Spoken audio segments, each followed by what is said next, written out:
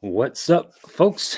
Welcome to another episode of the 10 Horse Money YouTube channel, Monday Night Live. And I'm on time tonight. Look at You that. were here, man. You were I was here. early. Is Early. baseball season Done. wrapped up Well, for now? so fall ball is done. Fall ball. We're going to take a couple month hiatus here, so should start back sometime mid-January, February. We'll do, Really? Yeah, we'll do indoor training Oh, okay. Gotcha. for 8 or 9 weeks, and then we'll start off with our season in March. So we'll have at least a couple month break here. Be nice for the boys to get a little rest and relaxation from baseball. I know there's lots of other sports that are kicking off right now. Got some kids that were out for football and soccer, and we'll have basketball coming up soon too. So it's fun times around our house, man. Yeah, my daughter's playing tennis, and she wrapped up probably like 2 weeks ago. And then my other daughter's playing guitar. That never stops, right? Now you can play guitar anytime. Yep. Has nothing to do with the weather, really. I guess there's indoor tennis too, which I don't know if the rec center place out there off the interstate, does that have tennis? Probably has indoor tennis. The Civic Center here? Yeah. Because they have volleyball courts, indoor volleyball Oh, courts. yeah. You're talking about the new one. Yeah. I think so. So I'm sure they can have tennis nets and stuff. I think that's the new one. But yeah, have you been in there before? Yeah. Dude, it's huge. It is very huge. Yeah. It's nice. Insane. Yeah, because my daughters were playing volleyball. Okay. Yeah, and then they were playing softball before that, and then they were playing gymnastics before that, and then they were dancing before that. There's a couple, there's soccer mixed in there. It's like every 6 months they change. We're finally like, please, for the love of our pocketbooks, will you just find something and stick with one item. Yes. Stop buying new rods and reels, Dad, and let us do what we want to do. So yeah, you just collect all these different sporting utensils, and they're just sitting out there collecting dust. But so we got a good show planned for you all out there tonight. We got the first and second place winner of the Big Bass Bash. Kevin's going to come on first. He's going to be on here in probably about 15 minutes, and then Brian's going to follow him about 8:15 or so. And we thought we'd get them on there. I'm just real curious to hear their story, how they came up with a pattern, if they fished there a lot, what it was like to catch that fish, and just everything surrounding the day when it all went down. So looking forward to meeting those guys. I've talked to them on the phone. They both seem like really good guys. So it should be pretty entertaining and very valuable. So we posted a question out there, favorite topwater fall bait. I'm with Stephanie. Frog, love the frog, man. It's really starting to happen. Slow, but it is starting to happen. It's getting there. No. So frustrated with the frog right now. Yeah, so frustrated. It's definitely hit and miss right now. It's crazy. I've had a couple of decent days on them, but we still not like go out there and just. I mean, I crush caught. them. Don't get me wrong. I caught fish on it, but I just haven't. I haven't just stumbled across an absolute fall giant yet. And I know I think it took, what did we talk about, 12 and a half pounds of tournament yesterday at our lake. I keep in mind that's 2 over 18 and 3 under 14. So that was a decent bag. 12 pounds is a good bag. It was almost 13 pounds. I think it was like 12.87. So okay. The high 12s. But still, this time of the year, I mean, I was looking back at pictures, and we're like, I think it's been all year though, right? We talked about this in the spring. We can go back and listen to, but we talked about it in the spring. We talked about post spawn, talked about in the summer. We've been behind all year long. And yeah. I don't know what makes me think or forget about that we've been behind all year, but this fall transition has held true to us being behind all. Yeah, year. I think we were talking earlier, I was on Rich's stream the other night, and we were talking, he asked, one of his questions was, what is the fishing like right now? Do you feel like you're pre-fall transition, fall transition, or are you out of it into like a solid fall pattern? I still feel like we're kind of in the transition, but we're getting closer to the actual fall. I think right now we are at some of the hardest fishing because it changes day to day, and it takes a weather event to get them fired up. And we haven't had rain in Southeast Missouri, Southern Illinois in 9-10 weeks. It's been a long time. Not 2 or 3 weeks, but almost 2 or 3 months. I saw a guy post, one of the local weathermen post this morning early, and in his basement, his humidifier said that the relative humidity was 31% in his basement. In his basement, that's bad.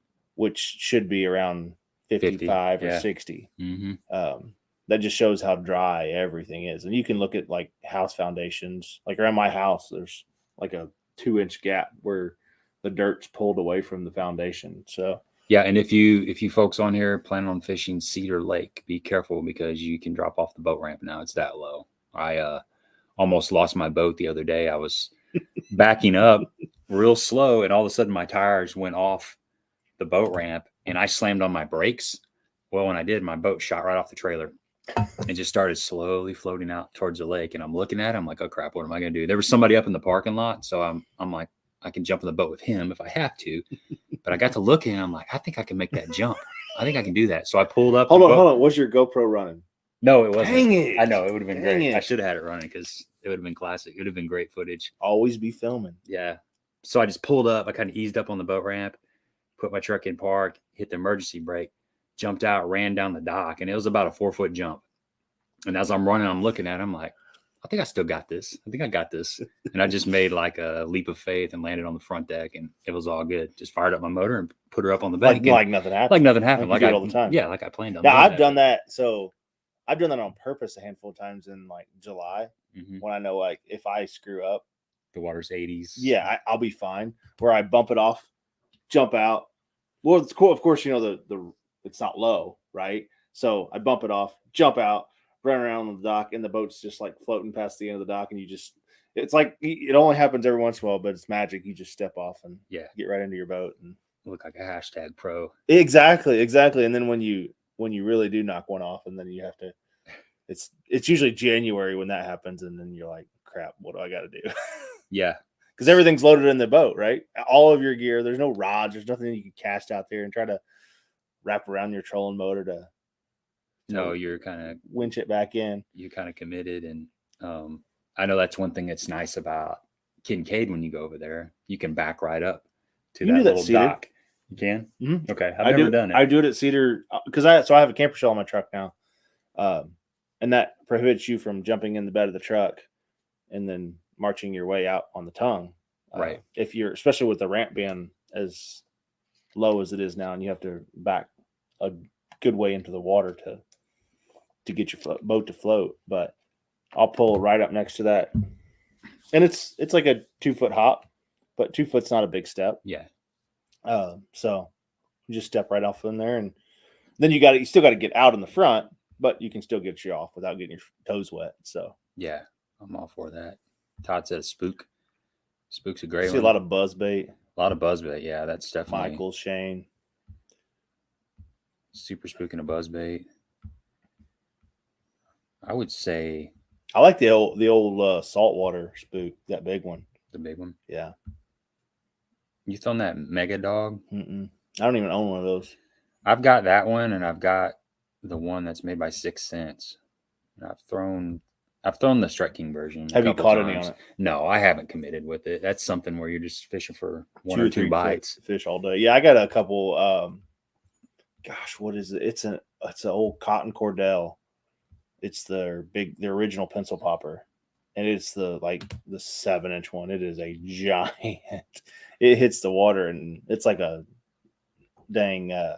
What's that? A 9-pin or 11-pin? Or no, that wasn't that. It's not that big. So that's a saltwater bait that I learned about it down at the old Kentucky lake.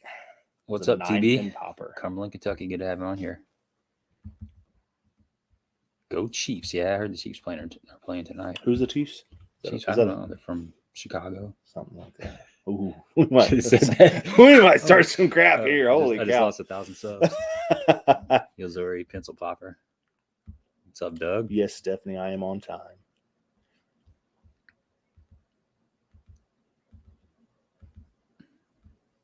What's going on, Jason? Good to see you here. If you had one topwater to go out right now, what would it be? What lake? Okay, one grass, one non-grass. Grass is going to be a frog of some sorts. Okay. We'll just leave it at that. Something that floats across the grass mat. How about that? Gotcha. And then Yeah, get a hold of me, man. Super Spook Junior in bone. And bone, okay. I would say if I'm going any topwater, that's yeah, Tom. It's crazy how early it gets dark now. It's like even out on the lake, when you got leaves on the trees, it seems like it's because of the angle of the sun. It seems like it's getting darker. I noticed that last night earlier. I left lake at like 5:30, 6 o'clock. I was like, man, it's 6 o'clock. It feels like it's getting dark. I felt like I was ready to have to load everything in the dark. So yeah, Andy, I'm with you. I haven't mowed in like a month and a half. I've mowed. Last time I mowed, it had been 6 weeks before I had mowed the last time. And that was 3 weeks ago. And that not even close to needing it. I walk through my yard and it just crunches. So it's bad. It definitely is not good. Stephanie says people had a fire going at Cedar last night on the bluff point when you round the corner to the levee coming from out. But yeah, that's well, at least it was there and it's isolated. I mean, the only thing that's going to get there is that peninsula. But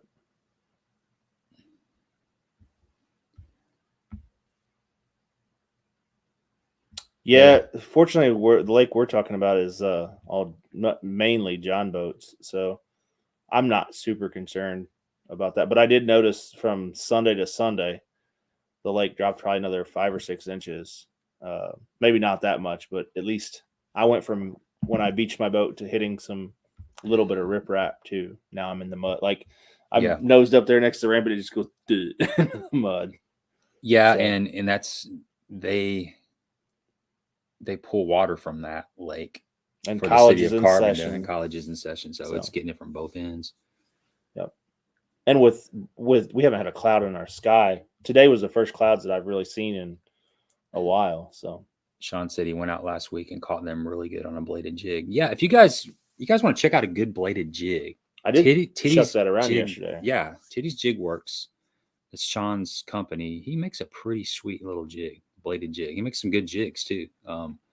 It's got a good thump at a slow retrieve, which I really like because one of the keys to getting bit on a chatterbait is a slow retrieve a lot of the times. So this isn't, and I will say this, Sean, it's not a bad thing because I threw that jig yesterday for the first time. It's a subtle thump. And now it may have been the trailer that I had on there, but it's definitely not just a chatter your teeth like a jackhammer or something like that would be. It's a little more subtle, which I absolutely love. Like, because that's not what everybody's throwing on the lake. Everybody's throwing a jackhammer right now or throwing a original chatterbait. And those have quite a bit of vibration, but I notice it just has a little more of a subdued thump. Mm-hmm. But at a very slow speed. Like that's saying. Even at a slow speed, it still has it's more finessey. Yep. And it looks great. It's hand tied. It's got a hand tied keeper on it. Yeah, everything about colors. All the components of the jig are spot on. So yeah, Fishy Junkies, Auto Trieve. Hey, I'll have I've got a video coming out Wednesday with Doug, Mr. Auto Trieve. So there will be a little bit of fishing. Yeah, it's on Wapapello. I jumped in a boat with him a couple weeks ago, but it's probably hasn't changed too terribly much from then.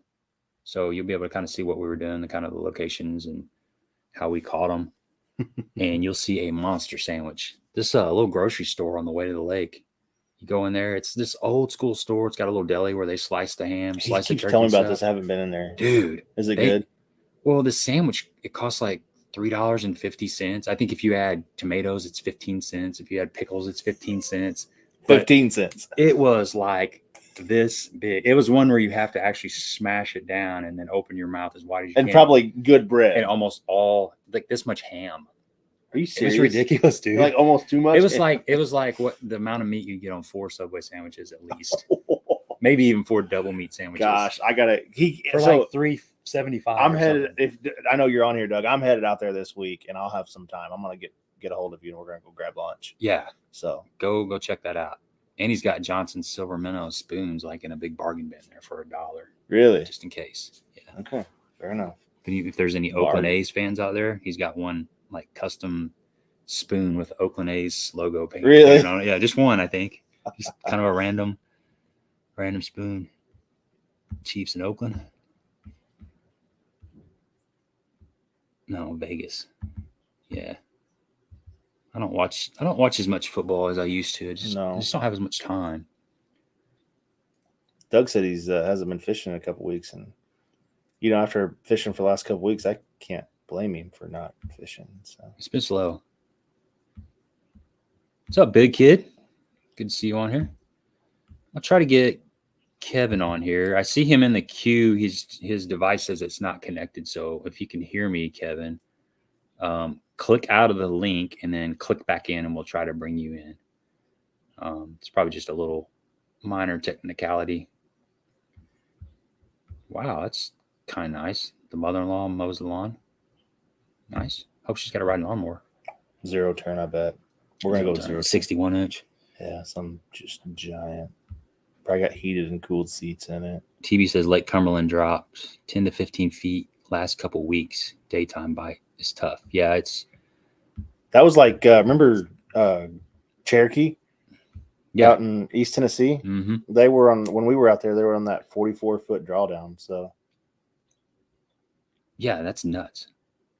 I couldn't imagine that. No. Those ramps were huge. Yeah, my grass is fried too. Yeah. It just really is. I got to cut it though. I need to cut it one more time because if you don't cut it and the leaves start falling when you start raking leaves, the taller your grass, the harder it is to get those leaves out of your grass. So my problem is I don't rake leaves, I mow leaves because I got my front yard. My front yard is just littered with trees. Mm-hmm. So when the leaves start falling, I was talking to my wife tonight. I was like, why can't they just all fall at once? Because I'll be killing dirt. I'll be mowing dirt before it's all over with. Mm-hmm. So how do you order from Sean? I think Facebook I see him down there, dude. You can private message right there. Yep. Yeah, you can private message him. Sean Titsworth on Facebook. Mm-hmm. Yeah, they're nice, man. They're really nice. I've fished with them several times. I caught like one of the videos not too long ago. I guess it was a chatterbait video that I did. That's what I caught him on. It works pretty good. Got a lot of a lot of like custom colors. Mm-hmm.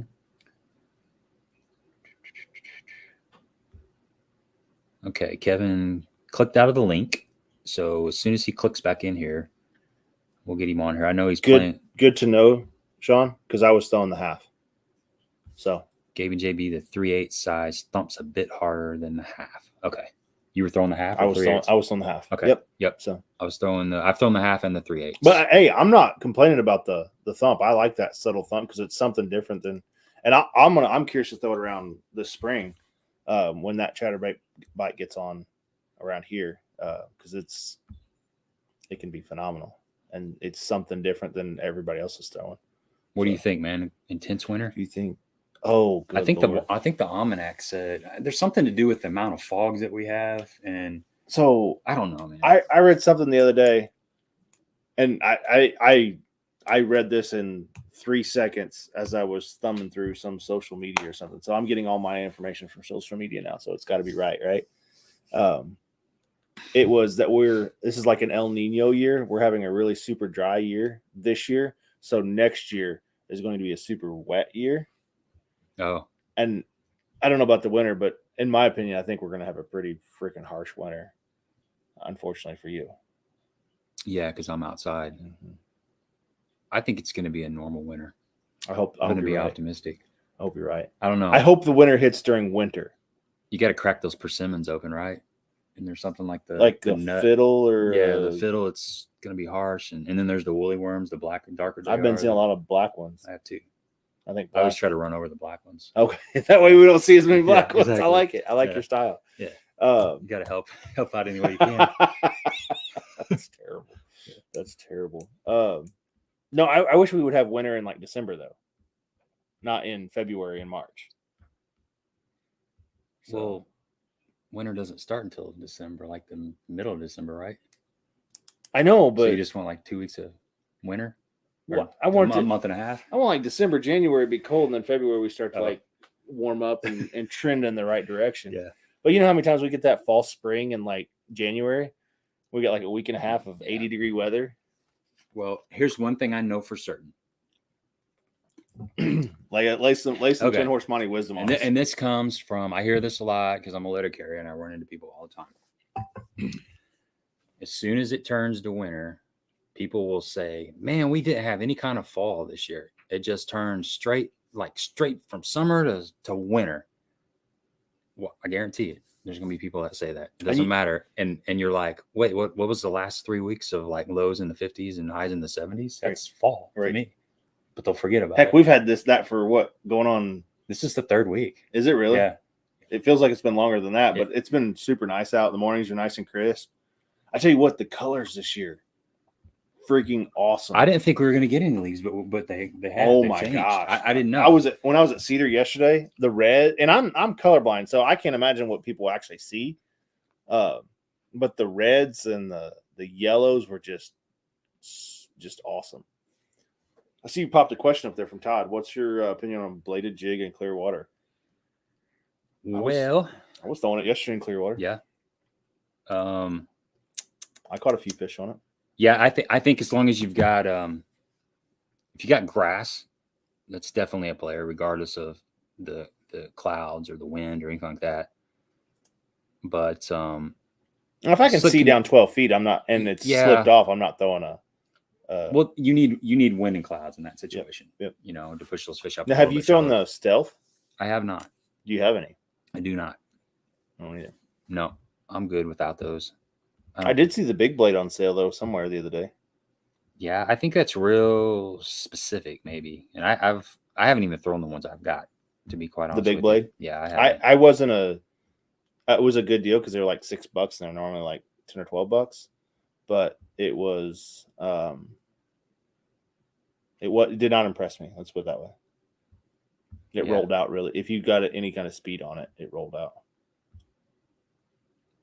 Do you guys have any trouble running the River Oapapello, so-called lake? Just got a prop when I was down there in September. I would have another prop with you. Have a spare prop for sure. Follow the channel. If it's summer pool, it's not too hard to run. And I don't run it. This is from being in the boat with Doug multiple times. But at winter pool, it's very, very sketchy. On the main lake, the river channel, you just follow the buoys, like you said. If you follow the buoys, you'll be fine. But follow the buoys. Don't cheat in between one buoy or the next. In summer pool, you can get around. If you know the lake, but you got to know the lake. Right. Those stumps out there don't give. Those sandbars don't move too often, at least. So. Yeah, but I wouldn't go. Me personally, I wouldn't just go running around the river. Fishing Junkie says a GPS map helps out a lot.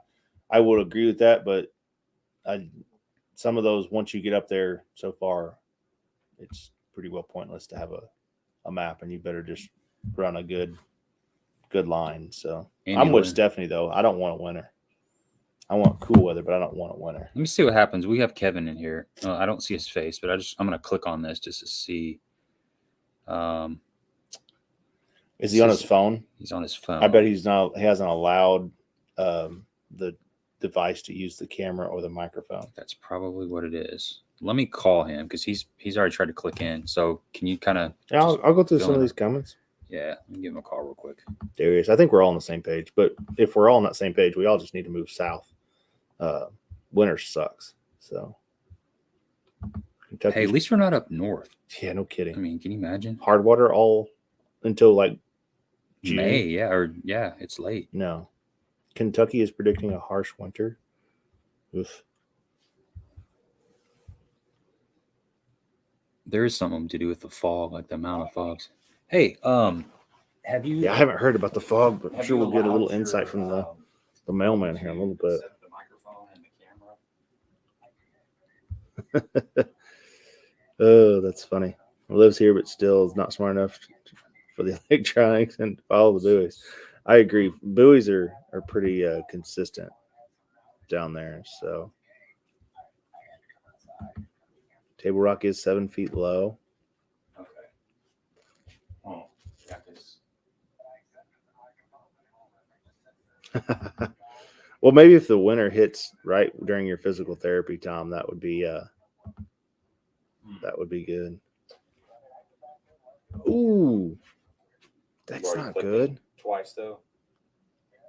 Beach to 21 or 2021 tracker. First time out on sandbar. Oh, so you can hear me on your end on the stream. That's no good. Do you see me at all? I agree. Stephanie, south is a good idea. It's interesting. I tell you what, if you want to run Wapapello, it's good to find somebody down there that knows the lake a little bit better and follow them, or just take it easy and idle through some of those areas. I know we fished down at Dardanelle in college. Unmute. We knew that there was this back area that we were going to get to, but to get through it, it was a stump field for a quarter mile or so. And we let a trail go through. As we were running through, we marked our trail. We left our trail on our graphs, and we kept an idea of where every stump was. And if we found a stump on that way in as the island in, we marked it so we could miss it. But we had to basically shoot the gap the entire way to get in there, and that was pretty sketchy. But fortunately, we made it out alive and with no dings. But it doesn't take much to make me pucker up a little bit when running some skinny water. So, Tom, I live on a lake, so I get it. The mosquitoes at our house are just vicious, and they're still out. This couple cold snaps haven't got rid of them yet. We've been okay this winter. Last summer was rough on us with the mosquitoes. I mean, it was dusky, and heck, we couldn't even sit outside at our house because the mosquitoes were so dang bad. So let me see this real quick. We're having technical difficulties here, folks. So let's.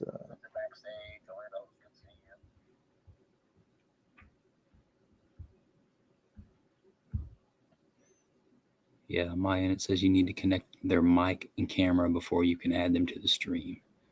You don't have to tell me to bring up the mic, right? Or anything. Yeah, well, it usually just. We'll get there, folks. I promise. Anytime somebody has a phone, they just click right on there. Hit Bagnell Dam over the weekend. It was way low. Needs some rain. Amen to that. Mike's out fishing. I think we're supposed to get. I looked at it earlier today. We had like a 50 or 60% chance later this week around here. So hopefully, it's more than just a day showers. So here we go. TV Brock. Always heard about how many fogs in August. That's how many snows you will have. I don't know how many fogs we had in August, but it sounds like a good prediction.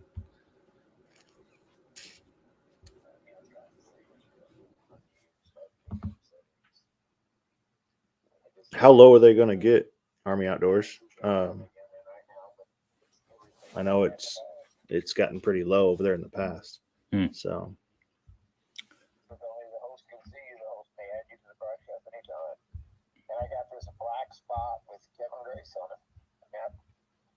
Let me send you. I just sent you a picture. I'll send you a picture right now if you give me my name or what I'm looking at. Okay.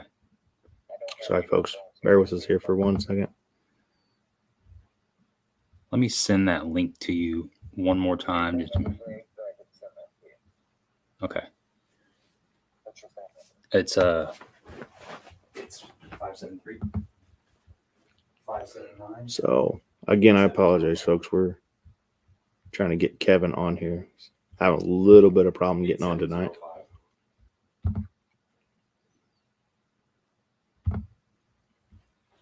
You know, I've been fortunate over the years that I've ran, and I say this, I'll probably hit something this weekend coming up, but I haven't hit much that's in the line of stuff that doesn't move. I've hit a couple stumps and kicked the motor out of the water, but we're running pretty small boats and we can run in some pretty skinny stuff, and take off in some pretty skinny stuff at that too. So it's not like we have to have 4 or 5 foot of water to take off in. I can take off in about 1.5 foot of water, and as long as there's nothing in the way, I don't really have any fear.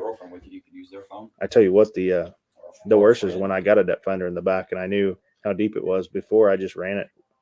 You run it, kind of the biffle. Can't see it. You can't hit it. Can't see it. It's not there.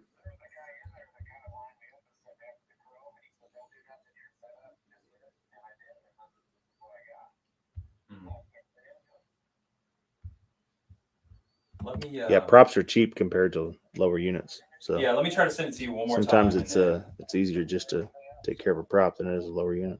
Yeah, we'll try that, and then if not, we'll just we'll have to maybe have you on next week or something and get it figured out. So yeah, let me go ahead and send that to you, and then we'll see what happens. All right, that's a pretty big difference in legs. I know that drops pretty quick here, later, so hopefully.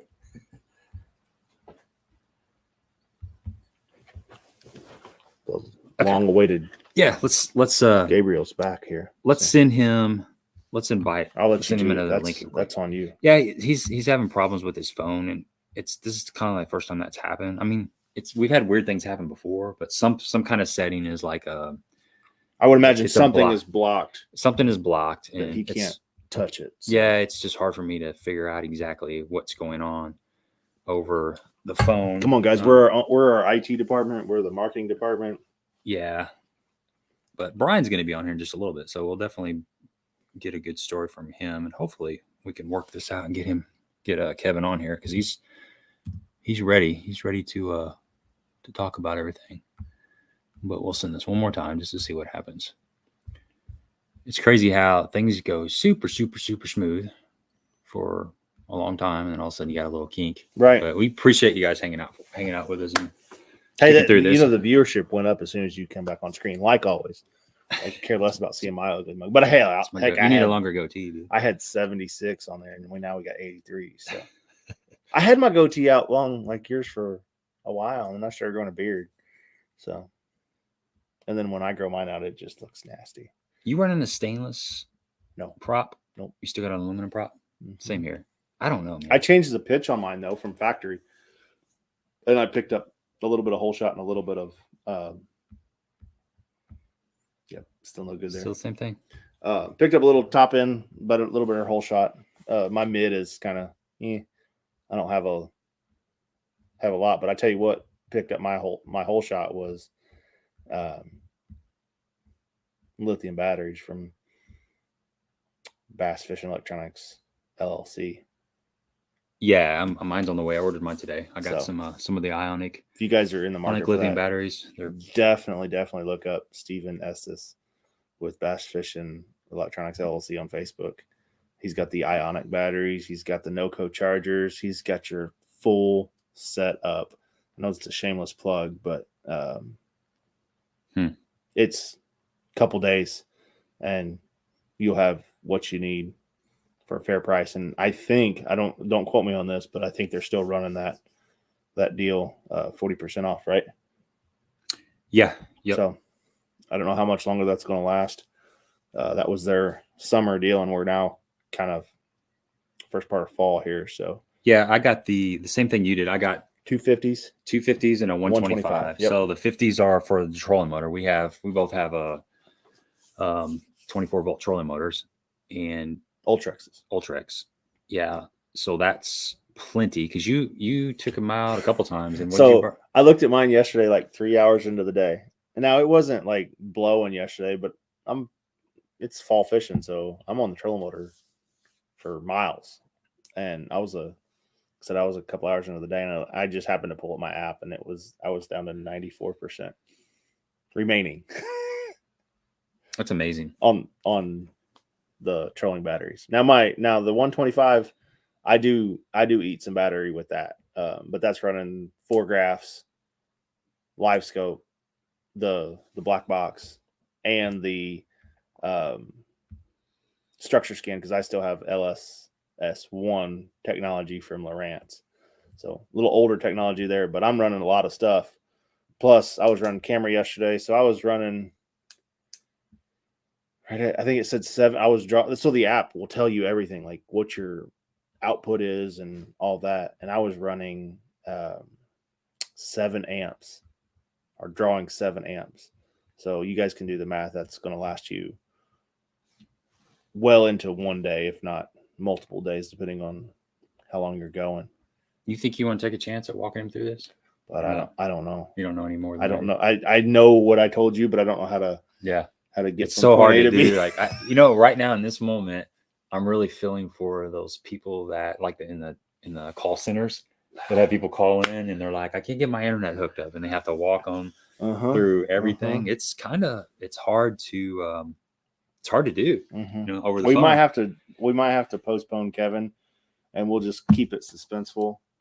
Brian's going to be in here next week. Yeah, we may have to bring him back and do some stuff behind the scenes. Try to work it out on our side to see what it is. It's something very, very simple. I can promise you that. Yep. He is actually not at home. He's just on his phone right now, and he has limited opportunity to make any kinds of changes. I mean, if he was at home, he could jump on his laptop or his tablet or a PC or something, or borrow, wife's significant other's phone and do that. But as of now, it's unfortunate. It doesn't seem like it's going to work. I was really looking forward to hearing that story, but we will hear that story. I'll definitely. I mean, he's on here listening to us. He can hear us right now. He can see us, but he just can't click in. So, definitely want to get him back maybe next week or something, and get that story, man. I want to hear that story. Fishing Junkie. I think Guapapello has been a drain on lower units and props for years. It's not just you, I promise that. Talk to duck hunters out there, though.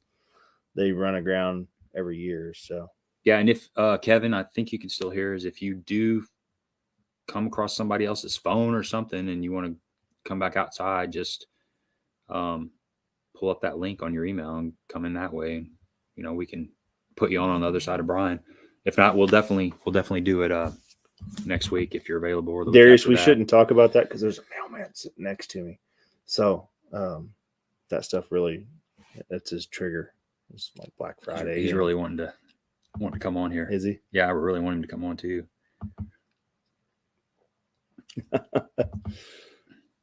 I tell you what, Fishing Junkie, it's a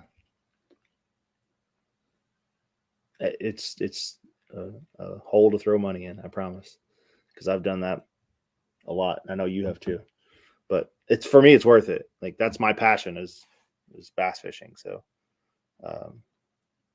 it is a money pit, but I don't know. Did you listen to Low Budget Live today? No, I did not. I didn't work today. But so. You gotta. What are they talking about? Boats and money? Crackheads. Like real crackheads? No, crackheads that were like Kathy Fennell and Ray Scott are like the crack dealers, like the ultimate crack dealers. They're pimping tournaments or something. Yep. Because how many times has Kathy Fennell called you like, "Hey, Gabe, so we need like 3 co-anglers next weekend," and you're like, "Man, I got to give me some of that. I'm gonna jump into that one. Yeah, that'll be fun. That'll be fun." And you pay your money just like everybody else does. Right. But BFLs are like BFLs, USA Bassins. It's like just to getting in it, and then that's like, just the gateway. Oh yeah. Then it goes, and then you get to the hard stuff, the Toyota Series, and you go to the Toyota Series, and then you start fishing the tour, and it's like, well, if you make it, but you're starting to spend a lot more money then. Yeah. So yeah, you got to listen to it though. If you guys haven't listened to Low Budget Live. So speaking of getting a call from Major League Fishing, you made somebody's day, I heard. Yeah, and I had to do it twice. Yeah, so I qualified for the regional on Grand Lake through the Ozarks division. I also qualified for the regional on Pickwick Lake through the LBL division. I'm leaving tomorrow morning to go to Pickwick, and that regional is Thursday, Friday, hopefully Saturday, fingers crossed. But I can't do the back-to-back. Next week is the regional on Grand Lake. And I've been stewing on it for a week and a half. And I finally had to make that phone call. You can delete that. Yeah, I'll take care of that. I finally had to make that phone call and let them know last Friday that I couldn't do it. So it was actually gut wrenching. Work hard all year long and get the opportunity. I finished 26th place and in the points, so well inside the cut. But it just didn't make sense. It's just a lot of money. It's gas prices are going up, hotel cost. It's a 6.5 hour drive, work, all the things, part of me, like the free spirit in me is like, dude, you don't know forever. You don't get this opportunity very often. It's 2 chances to make the All-American. You got to go for it. I can't get that one off. I think it's part of that other one. So anyway, I had to make that phone call Friday and tell them that I wasn't going to be able to make it, which on the positive side of that, there's somebody out there that's in 46th, 47th, 48th place that is just hoping that somebody can't make the regional so they can make it. So that person is going to get to go to the regionals. So that's always good. But so I got a call again today from Major League Fishing, and I think it was Lisa. And she said, "Hey, Gabe, this is so-and-so from Major League Fishing. We just wanted to, we got Mr. Gracie in here. We just wanted to make sure that if you were going to sign up for the regional."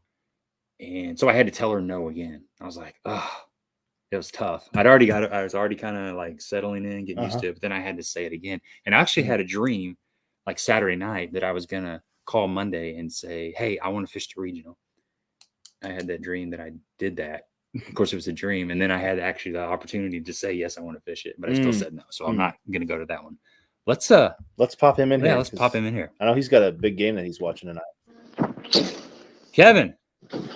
Hey, can you hear me? us? Yeah, I can hear you. We got you. I can't hear you though, so I've got to figure out turn the volume up, and I've hit the volume and it's not going up. It's not going up. So give me 2 seconds. You're good.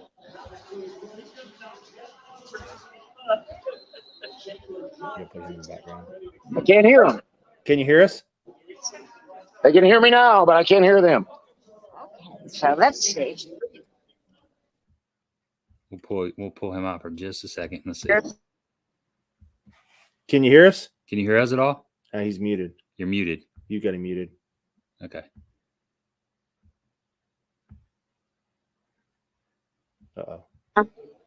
There we go. Can you hear us? Chat more. Can you hear us now? Can you hear us?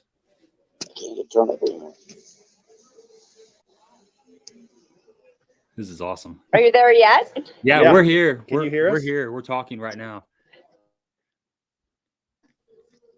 I can't turn the music up, and I can't turn it up anymore, but can you hear us? Yeah, we can hear you. Can you hear us? Not really. Let's see. We're up as loud as we can be on our end. We can talk really loud.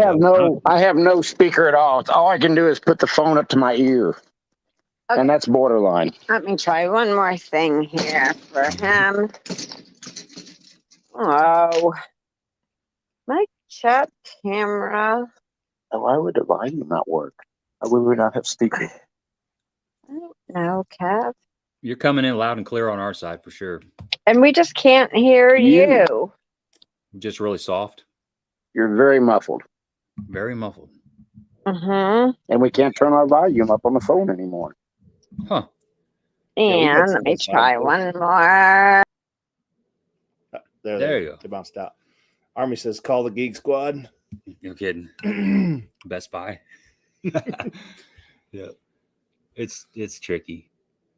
So yeah, the regional thing, No, we don't have headphones. We've never had to use headphones. A long time ago we did when I was up at using a different computer. headphones a lot of times though, like on the other side of things will really like give you a bad reverb. Yeah. This actually has the voice canceling and the reverb blocking thing on this laptop. So it's been on my device. Okay. Yeah, it's been pretty good. And most current phones have that same technology. Mm-hmm. So usually we don't usually have problems out of phones.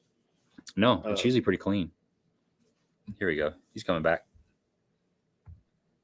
Can you hear us? Can you hear us? I hear you finally. All right. Eureka. Now, can you turn your phone to the side? Oh, my God. Thank my my God. wife. He can catch fish, honey, but he can barely dial a phone. I love it. I love it. It's two different I love things. Oh, two Yeah, lovebirds right there. yo. Love it. I'll take the fishing.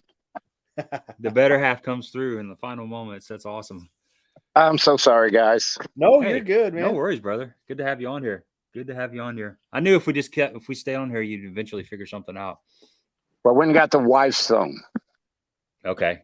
Yeah, it's probably just something real simple on your phone. That so how's the evening going so far? Well, I'll get past this stress for the last 30 minutes. We're going to be fine. Take a deep No breath and we're stress. going to be good. No stress at all. I promise, my friend. Yeah, I was wanting to talk fishing, so I'm excited. Heck yeah. That's what we do over here. So tell me, guys, once again, I apologize. I'm sorry. I'm sure you got customers that wanted to hear stuff, but we are together. So what would we like to talk about? Well, first of all, Congratulations. congratulations on winning the Big Bass Bash at Lake of the Ozarks. Thanks. Your fingers over the camera, I think. There we go. There you go. We want to see your pretty face. Okay.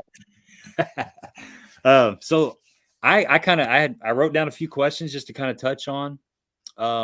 So we'll just start out with kind of what's your experience on Lake of the Ozarks? Is it like a lake that you fish frequently, or is it just a casual? It place is. to go every once in a while. No, it is. I've been here for most of my life. I actually I go back with a lot of history. So I graduated high school in 81, but in 1978, I started fishing bass tournaments at 15 years old.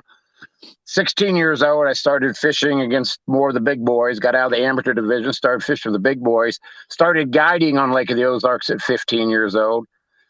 On weekends and summers, I spent my whole weekend and summers here, and I was lucky enough to make one of my best friends, Randy Mosley, that is from Lake of the Ozarks. His father was the doctor, the physician for this community. Oh. So I spent summers and weekends here, guided on Lake of the Ozarks for 4 seasons for a long time and stuff like that, and did a lot of tournament fishing when I was younger. And then when I was in my early 20s, you know, the girl thing started happening a little more, and I didn't have, I'd fished BASS a little bit. I actually got paired with Roland Martin in a tournament once, Ken Cook in a tournament, and felt I just didn't have the money. So I thought, you know what, I'm going to go out and make a fortune. I thought it'd be a little easier than it was. I have been very successful at this point. But now that I'm 60 years old, I can't compete with the 20-year-olds is the problem that I'm experiencing as I've gotten where I could financially go fish tournaments pretty regularly again. So how was it fishing with those guys? Was that one of the tournaments where you guys share the day in the boat? Like, you know, one guy gets 4 hours, the other guy gets 4 hours, or how'd that work? Yeah, but I was 18 years old when I got paired with Ken Cook on the first day of the BSS here. And we obviously know whose boat we took then. And then the second day was Roland Martin, you know whose boat we took then. Yeah, 100%. And the third day I got paired with a guy out of Illinois that was a cop. And he cost me a high spot in that tournament. Like in the second day, I was like 23rd. And Roland Martin and I had put together a real good pattern. Ken didn't need none of my help. He was leading kind of the tournament at that time. And but we were way up the river, which is where I like to fish, 65, 68 mile marker. We were catching fish. And I got up to like this 55, 60 mile marker. I had like one of the old 16-8 champions, like an 81 champion back then. And I pulled into Marina and I said, well, I bought that first tank of fuel. Why don't you get this? And he's like, I don't have no money. Well, I was 18 years old. I was broke. I'd stuck all my money pre-fishing and everything. And it was a bad mistake. I should have left a rod and reel at a gas station or something. I had enough money to buy like 12 gallons of fuel. And so we couldn't go any farther. And we were like 10 miles from where we were catching fish. Roland cleaned it out the last day. And he's like, where were you? And I'm like, I didn't have enough fuel to get there. And I think Roland ended up like 12th in that tournament, was behind me after the second day. Huh. Wow. So that's the way that went. So I kind of stopped my career shortly after that, between that and girls a little bit. And now we're just trying to get a little bit of action. I like the tournament fishing. I love it a lot. I look forward to doing it some more. Hey, your fingers covering the camera again. There we go. There you go. I don't have a place to stick it on the steering wheel. I'll try to be better. You're good. You're doing great, man. You're doing great.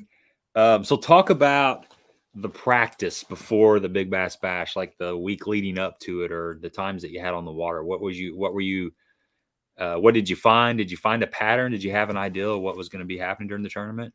I did. That's a great story because I kind of almost flipped out and changed it quickly on Saturday. But I had fished 4 days prior to that. I'd fished Monday, Tuesday, Thursday, Friday. Monday, Tuesday, Thursday, Friday. Wasn't catching a lot of fish, but I do a lot of fall fishing. So I kind of knew shallow water was going to be the ticket with jigs. I knew that. And I was catching enough fish that I was convinced it would work.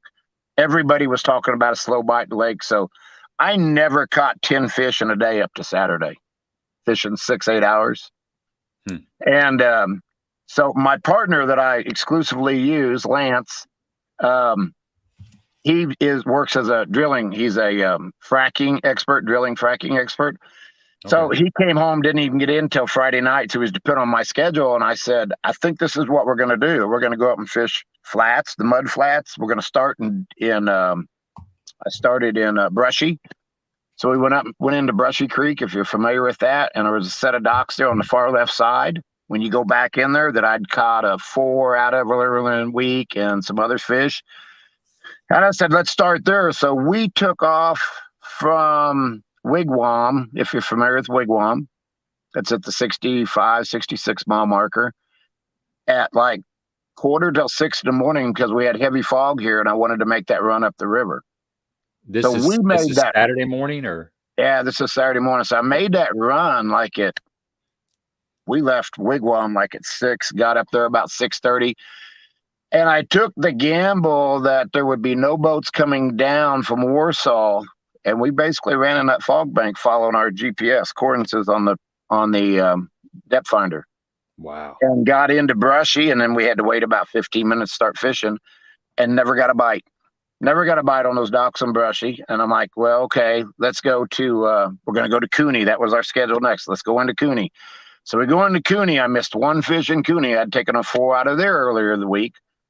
And then I'm starting to think, oh, my God, we're not doing any good. So I went to another set of docks. I said, we're going to stick with the plan. My partner had caught 1 keeper at that point. So we went to the next set of docks and some muddy flats and started getting some action. He had 5 keepers before I had my first keeper. He's putting it on you. He was putting it on me. He's a good fisherman. He had a 4.5 pounder in the boat. He had a 4.5 pounder, and just shortly after that, I caught a keeper.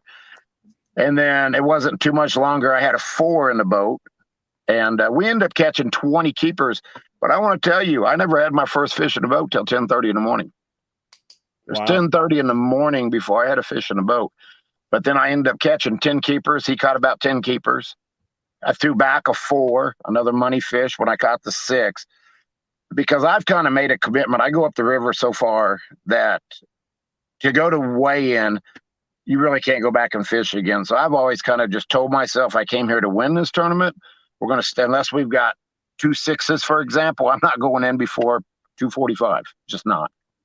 So we stuck with that plan. I threw back that 4, kept the 6.2. And I felt that fish was going to win it because some people that were docks we were fishing by had already told us that the biggest one in was 607. And when my partner netted that boat, I said, how big do you think that fish is? He said, oh, it's about 5. I said, you're crazy. I said, that fish is over 6. And I said, I think that fish is going to win the tournament for us, which it did. But we ended up having a great day. Sunday was not as good. We only caught about 5 or 6 keepers on Sunday. We stayed on those same docks, though. And I guess we were in 3 feet of water. I guess we had fished them out the day before pretty well. So what was the closest weigh-in site for you guys up there? Ivy Bend, which is at the 57, 58. And we were fishing around the 75. Okay. Yeah, that's a pretty good run. It's enough run that you can't hardly go back to your fishing spot. I mean, I didn't come there to get a $200 check. I never did. I never have. I'll catch them at the end of the day or I won't get them. So you and your partner came up to this tournament. Did you guys work it out in the beginning before you guys went out to, if we we win this, we're splitting everything, or if it was your fish, his fish? How'd you guys set that up? I started partnering with him 2 years ago in all 4 tournaments. We known that. That's not. I've weighed in bigger fish at this tournament with him. Right. We weighed in a 651 2 tournaments before this. Okay. So I mean, it's not my first big fish. We broke off a 6 the last tournament. No, we didn't break it off. It rolled off the boat. I couldn't get a net under it, and that he had on. And then I broke one off that was over 6 the first tournament we fished together. So we've had pretty good luck. We're always weighing in fish. 4 and 5 is pretty common. Gotcha. But yes, he's my partner. There's no question what to do there. It's your partner. There you go. There you go. That net man's as important as that man on the line. That's right. Could have bounced off the gunnel just as well as it was in the That's carpet. right.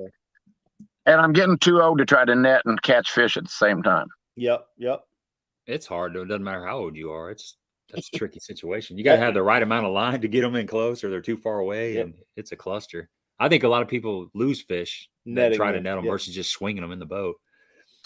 That's exactly what we should have done on the last tournament we were in. He had a 6 1/4 pounder next to the boat, which wouldn't have won it, but it would have put us in the top 10 probably. And he was actually, his jig got caught on a rock or a limb or something, and we had the boat over the jig to get it off, and that fish hit. And, he couldn't set the hook. He didn't get a good hook set, but that's exactly what he should have done. With hindsight, we're like, man, you should have swung that in the boat. I couldn't get to the net quick enough to get it in. We watched it flop it on top of the water, but had no control to get it. I've had a lot of buddies of mine, partners of mine, that can't believe some of the fish that I'll boat flip. But if they're coming, they're coming. I mean, if you got the right motion on them, you might as well put them in the carpet versus trying to mess with a net and take a chance of losing one or poking one off. So, and that's the advantage of that jig. You really get bone a lot of times. So, yep. Yeah. And I think it's amazing how I've had this happen a couple of times where you do get hung up. You're hung up on something and you're popping it and popping it and popping it. And next thing you know, something pops back and it's a fish that sucked it off of that rock or that piece of wood. That's crazy. Sitting down there just looking at it and you couldn't take it. I'm with Darius. Boat flips only. Boat flips only. Yeah, I except for on 10-pound test. Anything, man, 4 to 5. It just depends on if they're coming and what I've got. Like if I'm fishing my frog rod 65-pound braid and they're coming, they're coming. They're coming, man. Yeah, you just keep them coming. But if I got a little shaky head rod with 12-pound test, something around 3.5 is probably gonna have to bend down and net. By the way, my partner was using a shaky head. That's what he was catching his fish on. Yep, that's a good one. That shaky head has been gold for me all year long. Well, not just this year, but for quite a while. And they definitely like it down there at Lake of the Ozarks. So talk about, what did you catch your fish on, actually, that big fish? I caught it. So I was in the bait shop on Friday. Now, this is Friday. And Lawson Hibden was there. I had ran into Lawson Hibden earlier in the week. Do you know Wayne Fitzpatrick? Not personally, but I know the name for sure. He's got Fitz's bait and tackle. His brother Roger's definitely one of the top fishermen on this lake, and so is Wayne. I know Roger. So I'd pre-fished with Wayne earlier in the week, and then on Friday I was in the shop just goofing off, having some beers with him, trying to figure out what was going on. And the Hibdens were in there kind of promoting their stuff, and Wayne said, check out this jig. I really like this brush guard on this jig, and da-da-da. And I said, well, shit, I'll get a couple of them. So I bought 2 of them, and then got the trailers that I was using. And I broke off the jig I was using probably like at 9:30 or 10 in the morning. And I'm like, damn, I might as well put on one of the Hibden jigs. And so, just try that. And so I tried that hammer jig, and I get to go fishing with Dion tomorrow, and I'm excited. There you do. Awesome. I was going to ask you about that.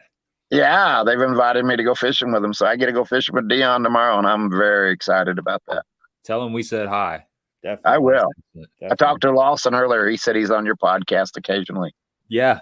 Good family, man. They're always a Great good time family. when they come on this. Well, show. I was fishing against his dad back in the 80s, late 70s and early 80s. I was fishing against him when Guido was just starting to really become, the rising star out of the Lake of the Ozarks. Right. Huh. With Denny Breyer and all those guys. Yeah, that area down there just has a ton of hammers. It just produces just a crop of excellent fishermen. It always has. Oh, there surely is. There really is. So the jig, let's get back to the jig a little bit. Was it a 3/8 ounce, or was it a 1/2 ounce, or the bigger one, 3/4 ounce? It was a 5/8, and I 5/8. don't know what color they call it, but it's like that avocado green, which is the preference on my colors. And then I was using, and it had a little purple, just a little bit of purple dangled in it. I think that And sounds then, like, and then I like- was using a crawl on the back that had like the red flakes in it. It was like the green, kind of dark green with red flakes in it. okay. So were you were strictly targeting docks, or were you fishing the banks in between, brush? Nope. What kind of stuff were you targeting? No. We were strictly fishing docks. Early in the morning, I would make the cast in between the docks. Otherwise, in the afternoon, it was bright, sunny.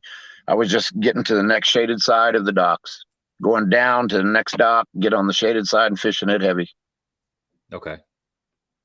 Yeah, that's amazing. And the area that I really got into the fish, there's probably 50 docks in a row there.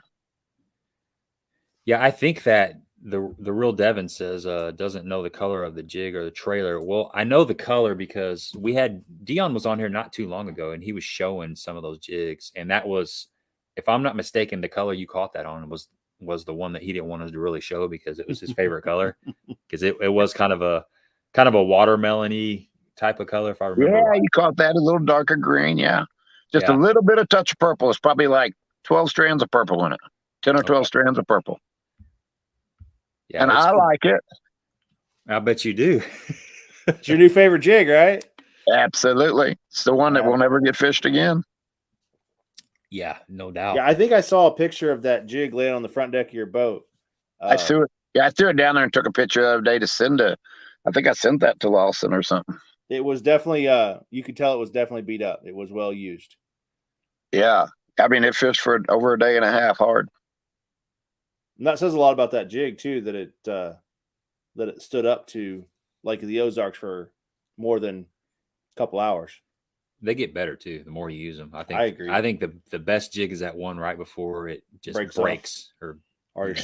the band skirt the band band pops, snaps yeah. or whatever, man. It's just like a four strands left in it, and that Topwater doesn't have hardly any paint on it. That crankbait, Yep. it's just getting broke in. It's like your favorite pair of jeans, man. That's Right when they get a hole in them, they're at their best. So for me, that was always the one of Dad's that I always pulled out of the tackle box, and unknowing when I was a kid, right? So it was, you didn't want to take the brand new shiny one because you know you get your butt chewed out if you lost that one.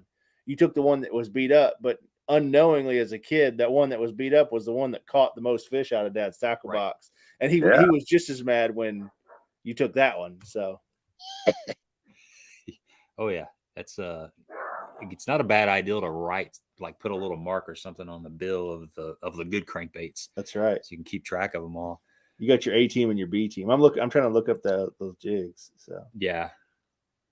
So you weighed in that fish at the end of the day on Saturday, is that right? Or what time slot did you weigh in? Yeah, end of day on Saturday. Yeah, it was like 2:55. Okay. Did you guys weigh anything on Sunday? We didn't weigh anything on Sunday. My partner had weighed in a 4.5 on Saturday. He also tied. He tied his fish too in that weight division. Yeah. Wow.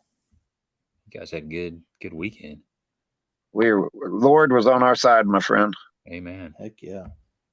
Amen. But I've always entered that tournament. The $500 drawings for 10 people to get on an early entry has always provoked me to enter early. So I've always entered a month ahead of time at least, but I'll enter or more sooner than that. You bet you're the first one on the list next year, won't you? I won't be far from it.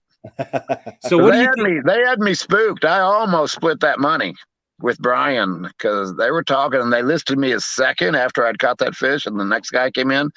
So they kind of had me spooked and was really kind of up in the air what to do because they said, would you like to, we can probably arrange to split this. And I said, well, dang, I don't know. Let me go talk to my wife and my partner. And I went and talked to them and like, we came here to win that damn thing.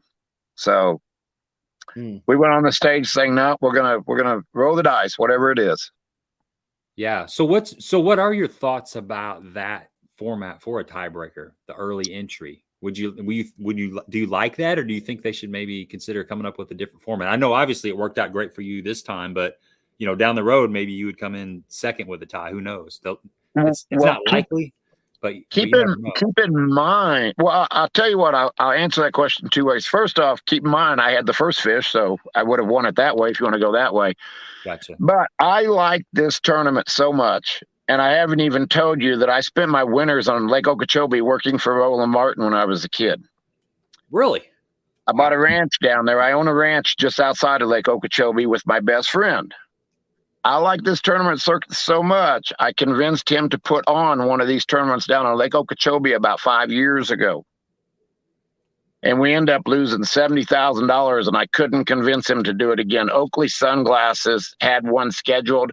When we booked our tournament down there to put it on down on Okeechobee, because I have all my connections at Clewiston and all that stuff still, Oakley had theirs scheduled another day. They changed their date. I guess they didn't want us down there stepping on their feet. I don't know why they changed their date, but they put it on the same date of ours. And it cost us, and we lost some money, which I was okay with losing $70,000. My best friend wasn't. But you have to do that. To get back to your question, you almost have to do that, because what do you do if you're guaranteeing those prizes and you don't get the turnout and bad weather sets in? Mm-hmm. Because that's what it's all about. They have to get the early entries just in case something happens and they can't fill that field to soften the losses if there are going to be any. So I don't know how you do it any better. The encouragement is to get the entries in, and so they can guarantee those prizes. Because if they don't get the entries, they can't continue guaranteeing those prizes. So I think it's a great format. I don't think there's a better one. That's what it's all about, is to get the early entries. Yeah, that's why they give away the prizes. Right. And I know one thing that this year has taught everybody is that they now know that is one of the rules, the early entry. In case of a tie, the early entry goes to the winner. Mm-hmm. So because I didn't know that. I had no idea. That's the first I'd heard of that. So now everybody knows. So that's good to know. Yeah, send that early entry in. And what'd you say? It's like is there a $500 drawing for? Yeah, they give away 10 drawings of $500 cash. Okay. For everybody that's pre-entered. I know the odds are I'm going to win that one of these days too. So why would I not send it in early? I'm fortunate enough to have a secretary that takes care of all my businesses. So she's puts it on the list to put it in, and now she knows to put it in 3 months early instead of 1 month early. There you go. There you go. Exactly. You got plans with the money? Plans for the money? You going to buy you a little 4-wheeler or side-by-side, or? I'm probably just going to make payroll. Gotcha. There you go. There you go. No, I don't know. I thought about, I bought a new Vexus last year, and I got a Suzuki on it. I wish I had a Yamaha. So, but I tested props the other day. So actually I took a little bit and bought a new prop for my Suzuki. So I like the Vexus boat. I fished the river so much, but I would like to look at the new Vexus, the 2208, the big one, big fiberglass.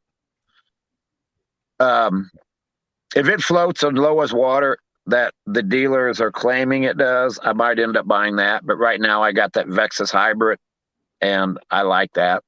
I like it because of the shallow water. I fish shallow water. So that's your boat's a glass boat right now? It's called the hybrid. It's the Vexus hybrid, which is fiberglass and aluminum. Okay. Are you familiar with it? I am not. No, I fish in the VX21. That's the what VX20. That's what Rick's got. That's Is that what This is the 2080. I think this is the Vexus 2080. Okay, yeah. It looks like a fiberglass boat, but it's I think the inside wells and all that stuff with fiberglass, so they seal, and the outside of it is aluminum. Yeah, the hull is aluminum. Yeah, I am familiar with that one. Yeah, I didn't know that was considered a hybrid, which I haven't been in one, but I'm aware of it. Yeah. So what do you got coming up as far? Are you fishing any more tournaments this year? Anything next year besides the Big Bass Bash? I'm going to look at some fall tournaments, but I'm pretty big into the deer business too. I actually am a deer breeder. That's what I do. Is one of my things. I raise deer farming. And, but with that said, I'm kind of addicted to deer too. I actually kind of like bass fishing a little more, but it's, October, November is pretty big deer months. Heck yeah. It is. And even though I raise them, I really, truly love to hunt them. So I'm booked to go into Canada here coming up, and I'll hunt Missouri really hard. And I'll go to Kansas, hunt it pretty hard. Awesome. Well, good luck on your excursions. But I'm going to look at tournaments, and I definitely want to get into more of them. I really enjoy it. I've gotten older, but I would love to do it some more. Have you spent a lot of time in Kansas? I hunt that Independence area. Well, I got a question for you. Have you ever had chili and a cinnamon roll together? You ever heard of that? Okay, that's a Kansas. It's like a Kansas thing. Really? Yeah. Never heard of that. It's crazy. I just learned this a couple. Have you had it? No, I haven't had it. And I had chili tonight, and I had a peanut butter and jelly sandwich that I was dipping in there, and I was like, that's not too terribly far away. One can't have chili without a peanut butter and jelly sandwich. I know it's and some crackers. I got to put some crackers in there, some cheese. See, for me, and you got to add a dollop of sour cream in there. I didn't have any sour cream, but yeah, but that would work. But so I ran into somebody. It was when we were at Lake of the Ozarks fishing the BFL, and chili and a cinnamon roll was apparently a big deal out there. And I'd never heard of it. No, I hadn't heard it. Okay, I got to try it though. I'm just my mind couldn't put the two tastes together. That sounds like a belly bomber at deer camp, is what that sounds like. It could be dangerous. It could be dangerous. I don't know, but I'm sure it's good. Yeah, Terry says they do chili and cinnamon rolls in Nebraska too. I'll be darned. Yeah, we got to try it. Let's see. Did you all get Brian on in between all that hassle? No, he's going to come on here after we're done. I just told him we were running behind, and he's gonna come on here a little bit later, so no big deal. So anybody out there on the chat have any questions for Kevin before we wrap this up while he's on here? Got anything you want us to ask? Get it in here. Well, we appreciate you jumping on this evening. I know we had some technical difficulties, but I'm sorry. No, you're good. You're good. It happens every once in a while, and we're fortunate it doesn't happen a lot, but that's why we're not so good at diagnosing IT problems. It doesn't happen enough. Yeah. So I seen a message come up from Joe Carlton. You tell him congratulations on that 4th. Yeah. Hopefully he can pull off number 1, but please don't think I'm not going to be chasing 1st again. Well, heck yeah. I mean, why wouldn't you? Somebody's got to win it twice in their lifetime. That's right. It's a pretty good payday. So, but Joe, thank you very much for that comment. Thank you for your service. The real Devin says it's delicious. The cinnamon roll and chili. I'm not convinced. I guess I got to try it. I think it'd be okay. I think it's, yeah, like I said earlier, I think you have to try to actually figure it out. Yeah. I couldn't put it together in my head. I tried. I'm like, my taste some buds stuff you can put it together. Wrapping around that. So. I don't know though. Russ Williams says, was Kevin flipping laydowns? And you kind of touched. No, I wasn't. I want to tell you, this bite was a little different than normal bites. So we're fishing in 2 to 4 feet of water. 4 feet would be extreme. It's 2 and 3 feet most time. But where you thought that fish was, you flipped your jig and they grabbed it right then. And if you didn't get it on the bump, you didn't get it working the jig back to the boat. I don't think I caught a fish on Saturday that I was working the jig back. You flipped it and they hit it right when they hit water. Wow. So every one of them. My partner using the Cinco, he caught a few working it back, but very few. And he broke 2 fish off that day, too. He had 2 fish break off, but he was using 12-pound line with that. So what's your jig setup as far as, your length of rod and your line and things like that? I think it's a 7.5-foot G Loomis. Okay. And I think I'm using a Lew's reel. I don't know which one. Whatever Wayne Fitz told me to get. 20-pound test? 20-pound test, P-line. Gotcha. Very happy with P-line. Fluorocarbon, right? Uh-huh.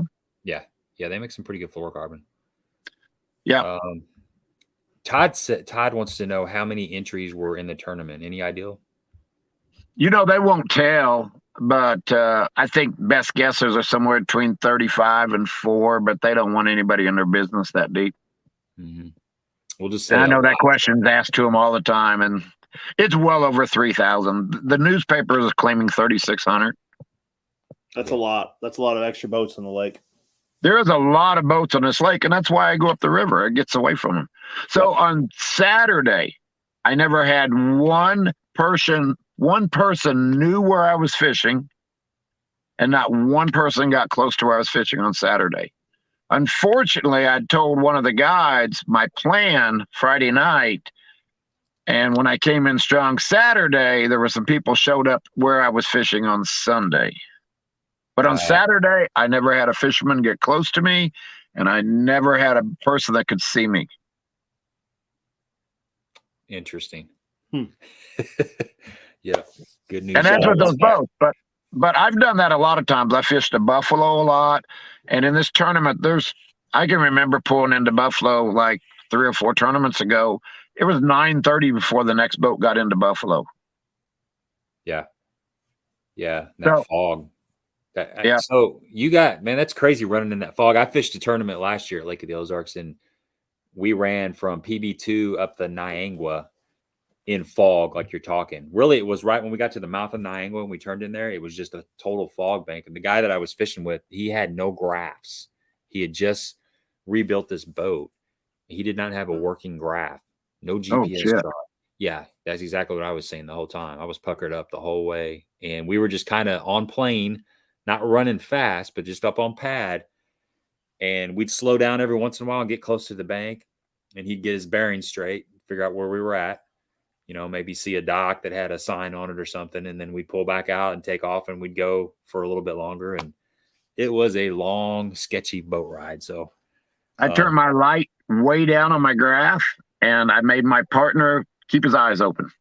Yeah, keep your eyes peeled. We ran 40, but that's the reason we left early. And we took the gamble that nobody would be coming down from Warsaw.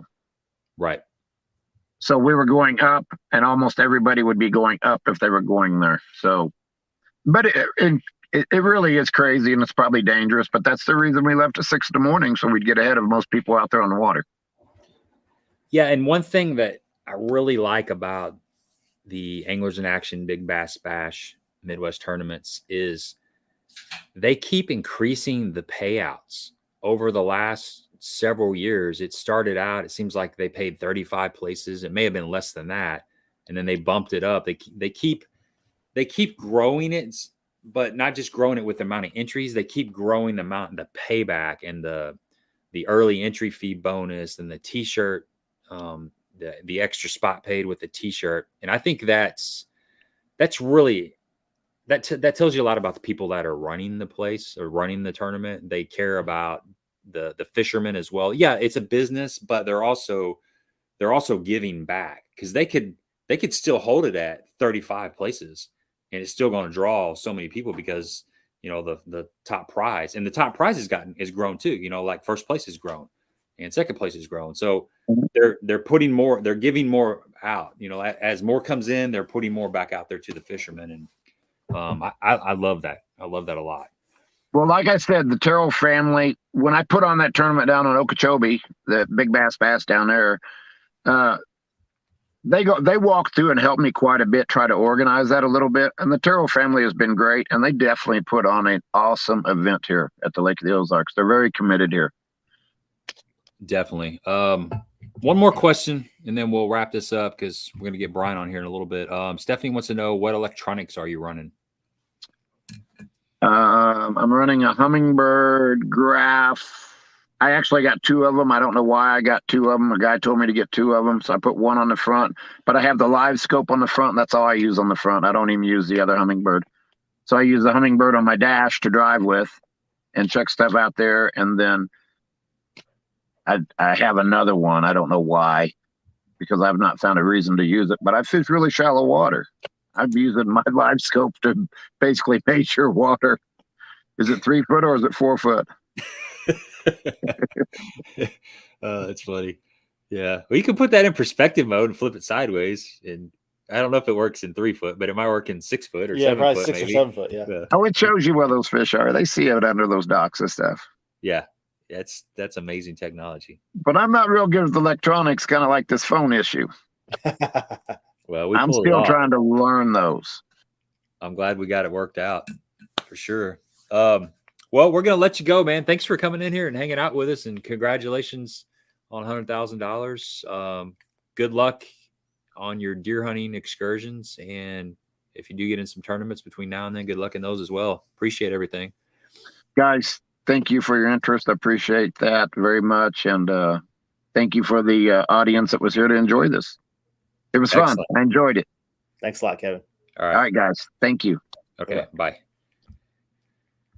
Good stuff, man. That was good stuff. Yeah, See, persistence pays off. It's kind of like that I can only quote, never give up, which never give up. You just keep after it and it'll work out. It's supposed to work out. Great guest. Kevin had a really good story. Shallow water, 3 foot, flipping docks with the old Hibden jig. And it's really cool that he's going to get to go fishing with Dion tomorrow. Right. That was one of the questions, because for some of you that weren't on the live stream 2 weeks ago when Dion was on here, great stream. If you haven't listened to it, I encourage you to go back and check it out. It's full of just juicy stuff. But Dion said if the Big Bass Bash is won on his new Hibden hammer jig, that he would take the winner out on a basically on a guide trip and bottomless 10-cup whiskey, which I don't know if Kevin knows that or not, but he needs to hit him up for that. So sounds like one way or another it happened. And I just think it's funny that that new jig worked. You know, not that it wasn't going to work, but the odds of the winner catching it on that jig after we talked to Dion. Well, heck, even Dion said that he didn't think it was going to be one on that. Like, right. He was thinking some shad, wasn't some spinnerbait, shad, swim bait, not a jig underneath the dock in 3 foot of water. So, but it happened. So that's pretty cool. Pretty good stuff. I could imagine $100,000 all for a bass. For one bass. One little green fish that weighed 6 pounds. Yeah. So, yeah, it's crazy. So, Brian will come in here sometime here in the next, 10 minutes or so, and we'll get his story on how his day went. He's got a really good story as well. Never give up on cheat scope. Yeah, Flint. I tell you what, you don't catch them though. You can see them. Put it on your boat. Find out. Yeah. All right, I will. I mean, I saw him this weekend. I saw him yesterday, and I caught 0 on live scope. And yeah, you even hear a lot of people like this last Bass Open. Congratulations to Tristan McCormick, but those guys were live scoping and they're talking about how many that they see that don't bite. You cast it like 100 of them. Finally, you get one to bite, and that's how it is. It really is. But it does show you. It shows you what you're fishing. I use it just as much. I use it mainly actually for looking at what I'm throwing at, like a brush pile. Yeah. I'm making a cast into a brush pile, whether I see fishing or not. If it looks like a spot if there's some bait around it, it looks like it's going to be holding fish. That's really what I use it for. And you can do the same thing with side scan. It's going to take you 3 or 4 casts to hit that waypoint. Well, so for me, it was, have a unit that's got GPS dots on it. That's how I started, right? And then I knew where everything was at. And then I had a unit that had a map and a lake on it. And then I really knew where everything was at. And then I had, I guess it was the next evolution. Point 1 told me which way I was pointing, which that was like earth shattering for me. And now I have something that I can point at it and go, there it is. There's the brush pile. Yeah. Flint says he's got a 76 tri-hull. Hey, man. The bass could care less. Fish could care less what kind of boat you got. Yep. They could care less. Yep. We fish out of small John boats. We just have some of the, newer technology. But like lately, I haven't even my live scope battery's been dead for the last month and a half. I haven't even turned it on. I just been fishing. I just been fishing the bank and. But you still catch going them old school. Yeah, you still catch them. You can catch them either way. You can have $10,000 worth of electronics, or you can have Hammy said it best. A kayak with a paddle. Hammy said it best a couple weeks ago. Is like, oh, you actually caught one without live scope, and you can catch one without live scope. And I mean, it's the truth. I mean, what we're doing right now, we don't need live scope. No, I don't even turn mine on. It's just fun to look at them. I mean, you catch them either way. So what I do is, like, if I'm running down an edge, and I was like, hey, there's a offshore spot that I fished before, and I'll scan over there, and it's like, I'll tell you what it does. It distracts the crap out of you because you'll pan it over and you go, ooh, there's a fish right there. Then 30 minutes later, you're like, what was that? Oh, I was fishing the grass over here. It's a squirrel. It's a shiny squirrel that distracts the crap out of you. So if you next thing you know, you're 200 yards off the bank in the middle of a cove. Yep. You're like, what am I doing out here? And how did I get out here? Duncan said it the best. Live scope and 360 rocks. 100% agree with you on that. But it is only a tool. It's a bait. It's a rod. It's a reel. It's the line. Yeah. It's the trolling motor. I mean, do I need an Ultrex and 4 graphs on my boat? Absolutely not. But does it make it really, really nice when the wind's blowing 20 and you want to sit offshore and you want to be able to walk when you get home? Yeah. Yeah. Yeah. If I had to give up live scope or my Ultrex, I Live would scope's give up gone. live scope. I'd kick live scope in the Trolling water motor's tomorrow. Way more valuable than the live scope or whatever. We have the 32, Kevin. Yeah, we've got the older one, the 32. So we got Brian in the queue. So we're going to bring Brian in and see how his tournament went. You good, Brian? Give me a thumbs up if you're ready to roll in here. Okay. We got thumbs up. Cool. What's up, brother? How are you? I'm good. How are you guys? We are doing excellent. What about live scope? Are you a live scope fan or do you have that technology yet? My front graph will run for about 10 minutes and then it turns itself off. Nice. So no, the answer would be no on that. I think it's original 2000. My boat's a 2011 Nitro Z9, and I'm pretty sure my electronics are original.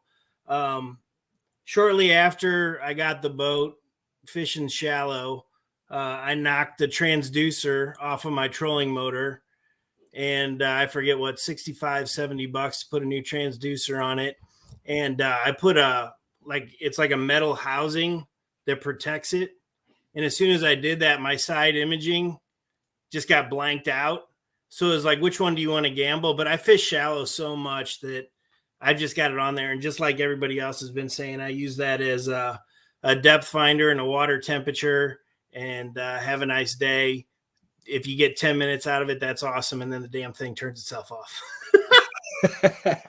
Well, so right here, first, second place, didn't even use live scope to win the Big Bass Bash. So. No, or electronics really. They just fish I shallow. know. And then, I've heard from time to time the graphs can have like a clicking underwater. So once I get to my spot, unless I'm really thinking that I'm going to come back and check something, I just kill it. Kill it again. Yeah. I once went to a million years ago. I went to Bassmaster something in St. Charles, Missouri, and a bunch of pros were there, and Denny Brower was there. And somebody was asking Denny, hey, what do you use for a depth finder? And Denny just took his flipping rod and turned it upside down. And he's like, if that touches the bottom, that's about where I want to be. That's classic Denny for you right there. Exactly. I got a picture of me and Denny right there from that. Pull it up here. Yeah, let's look at it. Yeah. I don't know if you can see that. That's awesome. Oh, yeah. Yeah. That was a while ago. Denny was a lot younger back then. My poor wife, this is her work desk. And by the way, she is from Kansas. And by the way, we have chili and cinnamon rolls on the menu fairly regularly. So should we try it? Is it good? I can't figure it out. I'm born and raised St. Louis, and I can't figure it out. Her father puts carrots in his chili, which confuses me even more. That's soup. That's not chili. That's soup. I don't know, man. But that's my two photos. I got me and Mike McClelland and me and Denny on the desk here. And once coronavirus hit, my wife had to office from home. And so she, they're doing all these Zoom meetings, and poor lady's got, fish and deer and turkey and stuff in the background of her work Zoom calls. So hey, that's better than bed and bath works or whatever it is. Bed Bath and Beyond. Yeah, Bed Bath and Beyond any day. What's that big fish? You got two really nice fish up there. What are those? Yep. So I don't, I know a lot of guys are against mountain fish, and I'm not really big for it. So the rules of the game, again, with my wife, Sarah, is you can't put anything on the wall unless it trumps the rest of the stuff on the wall. So that's great. It keeps me from spending a ton on taxidermy, and it keeps me always striving for the next big one. But this guy right here, going backwards. You got it. This guy right here, the lower one is my first 5, and that was on Wapapello. And that's when my mom and dad first got a boat around, I want to say 94-ish. And then the next one that's Lake of the Ozarks. That's my first 6. And that's where Jolly Rogers is now. I don't know if you guys are familiar with Jolly Rogers. It's a pirate bar on Lake of the Ozarks. And before they put in Jolly Rogers, they had a string of docks there that I just absolutely loved. And so that's where that guy's from. That fish looks bigger than 6 from here. Yeah. It was just over 6. Wow. I've only caught a handful, 6-ish, 7-ish, probably 6-pounders, certainly 10 or less in my life. And 2 of them have been in the Big Bass Bash. That's even better. That's the best time to catch one, right? Catch one when it counts. Yeah, I had a 6.55 in the spring a number of years back, which ironically was only good for like $700. And then that one this fall, 6.22, worth quite a bit more than $700. So I'm with Stephanie right here. I gotta go back because fat kid here. Is it like chili in a cinnamon roll, or do you like dip the cinnamon roll in it, or you just eat them like simultaneously? I don't know. Sarah and the kids are upstairs watching this. I could drag her down here, but from what I understand, you keep them separate. Okay. Sure. See, I was thinking when he said that, I was thinking like giant cinnamon roll. What? Yeah, side item. Okay. See, my first thought was giant cinnamon roll, and then like poured chili in the middle of it. Yeah. So one of her best friends from high school just posted a thing back in Hutchinson, Kansas, where they're having like a high school fundraiser, and it's I could find the ad, but it straight up says chili and cinnamon rolls. Yeah, that's crazy. That's crazy. That's my father-in-law. He'll take a stack of pancakes, and this isn't gross. It makes sense, but he'll take a stack of pancakes and he'll cut the center out and he'll pour the syrup in the center. Yeah, and just let it flow over. And so if you got a good pancake, totally different than chili. If you got a good pancake, though, it's gonna all like suck in there. Yeah, and then it's gone. It's right. Yeah. So I cut my we're getting way off topic here, but I cut my pancake and then like douse it with syrup. That way it's evenly distributed. I'm just a little OCD. You boys are in Jackson, Missouri, is that right? Close. That's correct. Yep. Yeah. Burritoville. Yep. Yeah, it's Burritoville's in downtown. Yeah. I mean, if we're talking food, we're gonna talk Burritoville. I got a Burritoville. Burritoville, their burrito's like the size of a baby seal. Oh, it's so good, man. Massive. I can't find a good steak burrito in St. Louis. We tried again this past weekend. I can't find one. Yeah, they need to ship, I guess. Yep.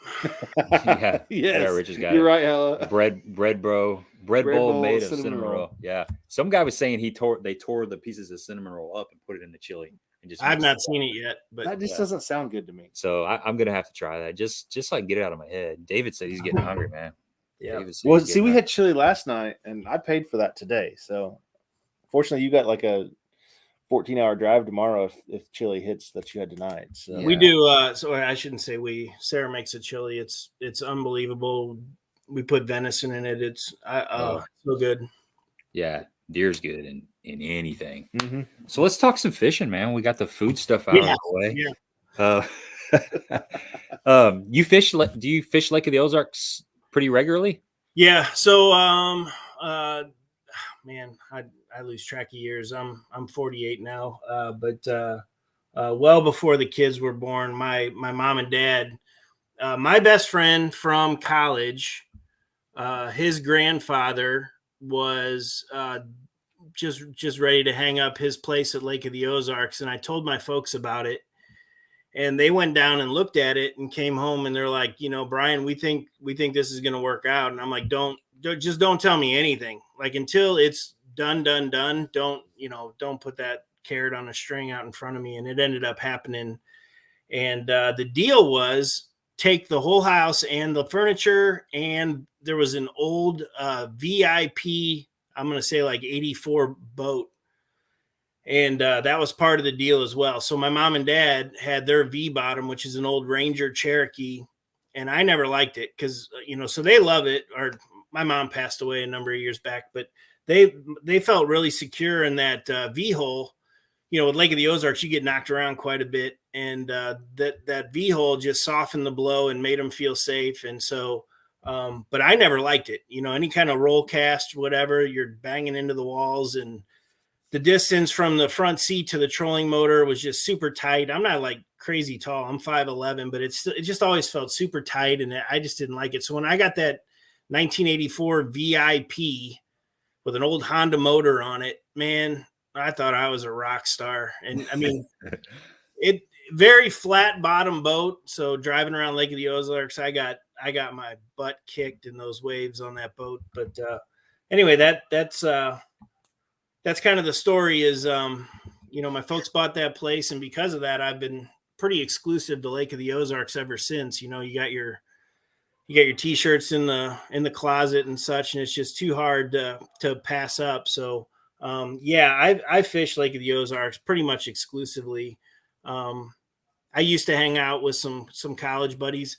I went to college at it was SMSU, now it's Missouri State, and had a job at Bass Pro Shops. I actually wanted to work in the fishing department, and they're like, sorry, all we have available is the archery department. Will you take that? So growing up, I had a couple of uncles and my dad, and they were into hunting to them was squirrel hunting and dove hunting, and fishing to them was spinning rods and white grubs. And my dad loves that old Rapala J9 broken back. Oh yeah, man. Classic. And like the Royal Blue or the Chartreuse. So that was fishing to me for a number of years growing up.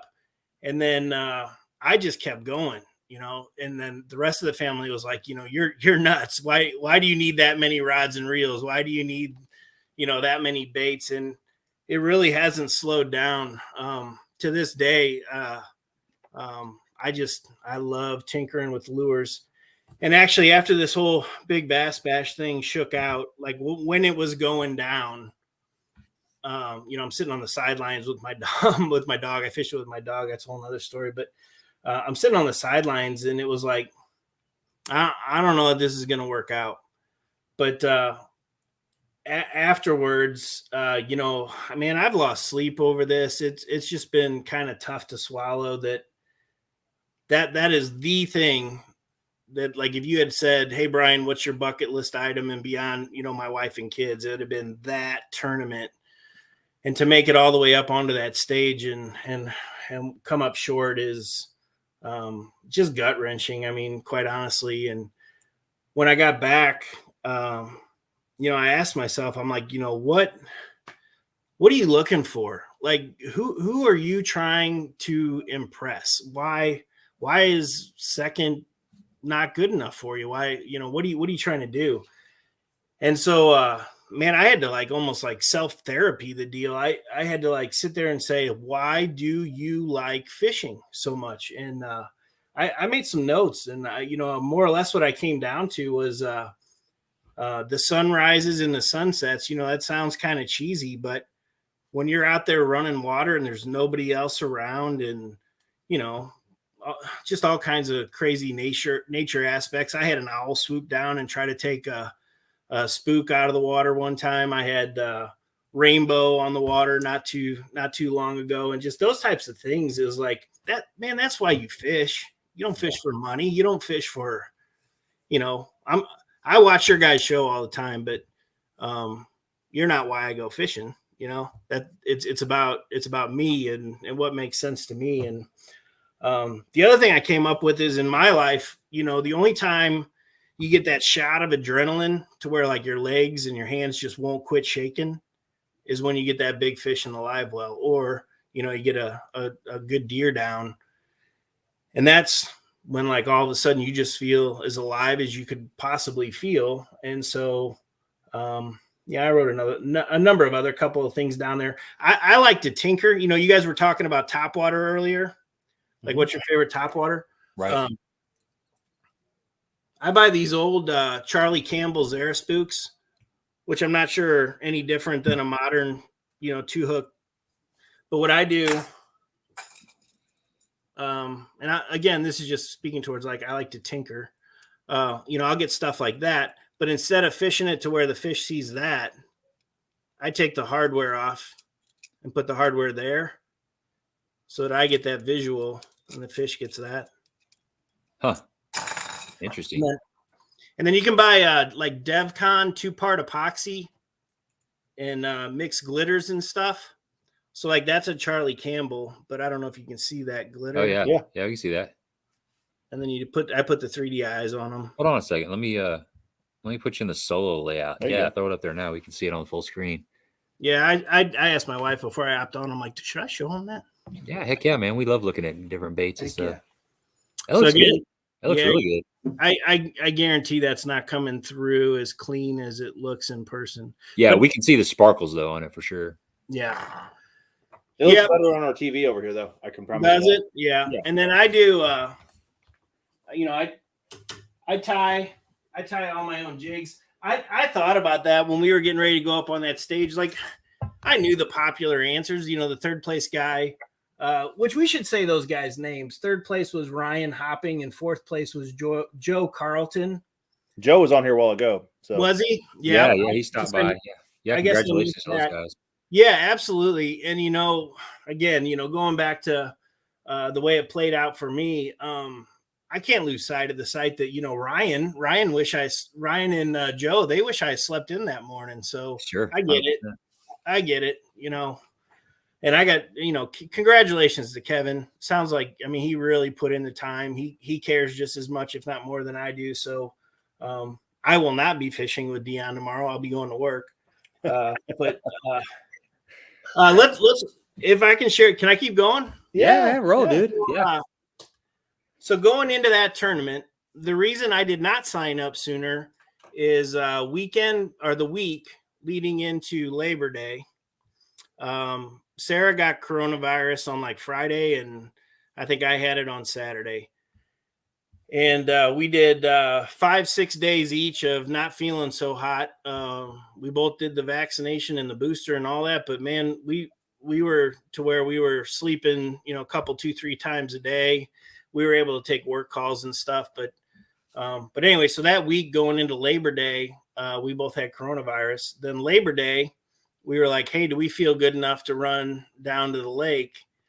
And so we decided, yeah. So we did the drive to the lake with Sarah and I masked up, and Brennan and Sydney in the back seat, on iPods and stuff, and ran on down there. And fishing was horrible, just horrible that Labor Day weekend. And you would expect it, with boat traffic, the lakes just beat the crap. And Yeah.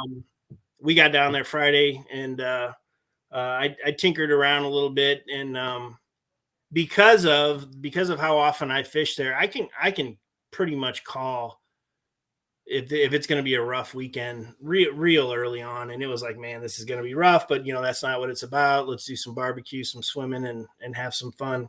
Yeah, you see jet skis at 7:00 in the morning. It's gonna going to be a one of those rough days.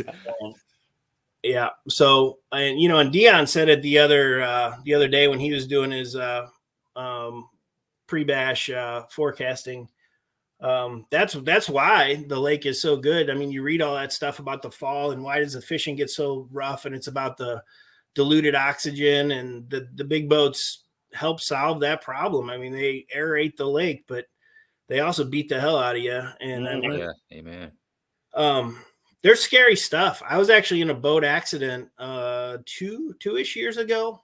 We were doing a little side. I'm in the construction industry. I do commercial windows, and we were doing a general contractor fundraiser tournament, and we got run into over in front of El Hana there. And man, it got real goofy with the insurance company and the way they wrote up the report. And, I think there was an accident, Big Bass Bash weekend, some kind of a Ranger and a boat got in an accident, which, there was fog. I didn't go anywhere on that Saturday morning. I came out of my cove, and I just did not feel comfortable with it. It was thick, and I just turned tail and went right back into our cove and nosed around, and I did okay. But anyway, I don't blame you on that front. Like fall, the one thing that scares the pea water out of me, as my son would say, is fog. Like I don't mess with fog because I'm not worried about me. I know the lake well enough to run it, but you never know when you're going to catch a floater, and you never know when somebody's going to be broke down in the middle of the channel with no lights on. And even in a good heavy fog bank, it doesn't matter how much lights you have on, you can't see them until it's too late. Yeah, and you get disoriented. I remember fishing a tournament. It was a BFL, Lake of the Ozarks, just a couple years ago. But we stay at the 26-mile marker. A friend of mine has a house there on the lake, and we idled out of the cove, and we were going to make that run to PB2 the morning of the tournament. So it's about a 15-minute run, maybe. We get out of the cove. It's full fog. We get out of the cove, and he starts going the wrong way because we are so disoriented. You literally can't see more than 2 or 3 feet. And that's with GPS. And that's with GPS. It was messing with your head. My graph over my steering wheel works just fine. And I did that whole, turn the light down to like whatever 1 or 2 setting. And, me and my buddy, which I should stay on track. So let me go through the scenario going into that tournament. And You're good. And then I'll mention my buddy that I usually fish with too. So we did the coronavirus thing. We go into Labor Day weekend. I'm just tinkering around, fun fishing. It's not good. And Sunday morning, me and Sydney go out, and we're just fun fishing as well. And I think I had a little pound and a half or whatever. And anyway, we get the phone call, hey, are you guys ready to get some breakfast or whatever? Come on back to the house. And we start running back to the house. Luckily, we weren't too far away. And I start getting the 4-beep hot horn. And I'm like, I've never gotten a 4-beep before. So I start scrambling, calling my dad, trying to get somebody to Google what is a 4-beep worth and whatever. Long story short, we were able to pull the boat out of the water and took it to a marina in St. Charles. And long story short, I needed the mercury oil tank assembly. It's the oil tank that actually sits within the outboard. There's like a smaller one. And so they're like, hey man, good news, oil tank assembly. I forget what it is, $300-400 part plus labor, but they're on nationwide back order. And so I was like, is there any way in hell we can pull off finding one? I'd really like to be back on the water by a big bass bash. If I can't make it, then whatever the timeline is, it is what it is. But if we can make that happen, and they're like, well, the only way we can make that happen is if you want to hop on eBay, Amazon, whatever the hell, and try to find one. But it has to be an OEM part. If we're going to have any kind of warranty associated with it, go try and figure that out, which we tried and couldn't come up with anything. And so I called my buddy, Matt Berta, who I usually fish these things with. And I was like, Matt, this isn't going to happen this year, man. This part's on nationwide back order. There's no way in hell to get it in time. It ain't going to work out this year. And he's like, no big deal. So we keep chasing that part.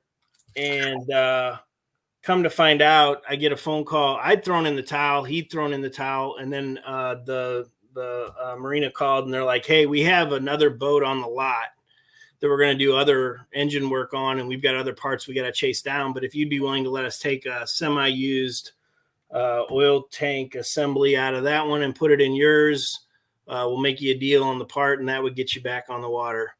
Huh. So we were like, yeah, game on. So that was the not the Thursday before, the weekend before the big bass bash. Well, at this point, you haven't signed up yet, right? Because I didn't even have a boat that would work. Right. So all of a sudden, magically, we're the Thursday before the weekend before the big bass bash, and it's like, hey, parts in the boat, you're good to go. So I snag the boat. We run it down to the lake the weekend before the big bass bash, because you're not going to go into the bash with, hey, man, I got these new parts. I don't really know if this thing got fixed or not. Right. So we go down the weekend before and run the boat.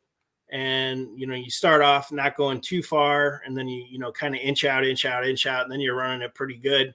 Anyway, come out of that weekend, and I called my buddy, and I'm like, hey, man, parts in the boat runs. Let's do this thing. And he's like, man, I feel so bad. When you said the boat wasn't going to work, I made other plans. And so he's actually in Mexico on vacation with his wife right now, but some pretty quick plans he made. Holy cow. Well, so they had already planned on the vacation, but because we were going to be out of commission, he decided to close up his pool the weekend of Big Bass Bash. I got you. So Friday morning of Big Bass Bash, I'm like, so what am I doing, man? Am I doing this myself? I was talking to a buddy of mine in Wichita. Actually, a couple of his friends came all the way in from Wichita to fish this thing. And I was talking to him and I'm like, man, I feel like I'm wasting my money if I throw it in on this. I just haven't done anything that's going to get paid in the bash. But at the same time, Sarah and the kids were going to K-State to watch a football game. I'm like, I got the weekend to myself. Do I just go fun fish? If I fun fish and come up with a good one, yeah, I'm going to be sick to my stomach. Yep. If I put in the money and don't do any good, I'm going to be like, well, yeah, you idiot. You knew you weren't going to do any good in this thing. So, I mean, unbelievable. So I fished that whole thing. I had this whole game plan of I was going to spend quite a bit of time with a rattle trap. I really like that Swim Bait Garage Hyper Shad. I don't know if you guys have played around with that thing at all. No, I haven't. Yeah, man, this whole glide bait thing, when Oliver came into town, is that on your radar a couple years back? Yeah. When he won the best bash. Yep, he came in and to that end, I've got one of those big old mega bass on. It's up here that I've got on Facebook trying to sell it because I bought that thing thinking, oh, I got to have one of those. And to this, it's just too damn big, man. I can't wrap my head around throwing it, but I really like this Swim Bait Garage Hyper Shad. They sell them at Fitz Fishing, and you can snag them on Facebook and everything else. But you can burn that thing and it doesn't roll over. You do have to wait a little bit for it to get down a couple of feet before you start running it. All that pre-bash stuff that Rob out of Fitz Fishing was doing all those reviews ahead of time. That was one of the ones that he was predicting to do well. But my plan going into it was I was going to play around with a little bit of Lucky Craft jerk baits, that Pointer 100, the bigger, fatter one. Yeah.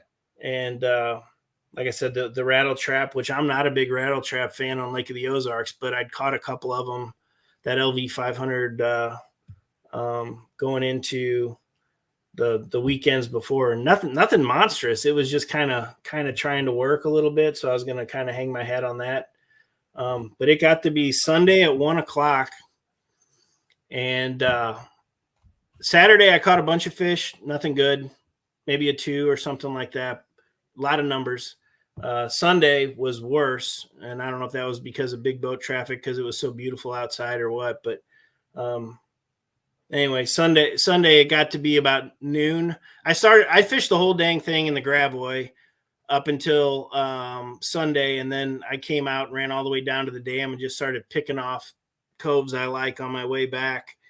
And at some point it was getting close to noon. It was getting hot. The dog's panting in the back. I fished it with my dog, which was pretty cool. I was like, man, it's getting late in the day. What are we doing here? We need to throw a Hail Mary, something different.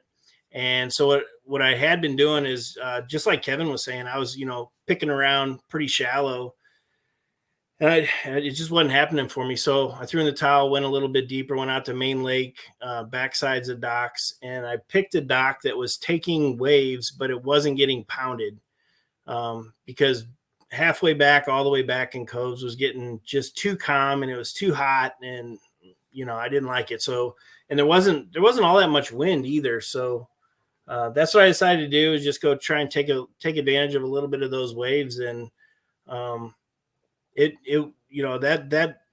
I was throwing that biffle head, the heavy one. I think it's 11/16 or something. It's basically a 3/4 like wobble head jig type thing. And I just had my black and blue rage bug on the back. I put a little rattle in it and was kind of dragging the bottom. And then, you bump into something, you give it a couple of hops, and that son of a gun just thumped. And I set that hook. And right off the bat, I thought catfish carp, because it didn't move for nothing. And it didn't go side to side at all. So then I was like, all right, it's not catfish. I'm thinking carp. And then the water was stained enough to where I really didn't get a very good look at it. And then all of a sudden it came up and rolled, and I'm like, oh man, game on. This, whatever. And then, going to your guys' earlier comment, I didn't have a partner. So I did have to net that thing myself. And my buddy Matt just, it drives him nuts, because I usually just take my hand and I'll stick it in there with a treble hook and everything. I don't know, but he just goes crazy if that net's not in the boat. And, he was in my ear. Matt was in my ear quite a bit throughout the weekend. When it was getting hot, kind of getting lazy. I was like, man, if he was in the boat, he'd be barking at me, or he'd be going while, I was bogging down. And I'm just trying to give him a little bit of credit because he was in my ear. And then with that net situation, I'd really never done that before, fishing myself with the net. And where I had it, I had a decent 2-ish, 3-ish. I don't know. It definitely wasn't worth getting paid on Saturday. And where I had that net was just a terrible location. Never's in a good spot, I promise. Yep. So what I had done is I took, I'm in that nitro, and it's got that passenger side rod holder.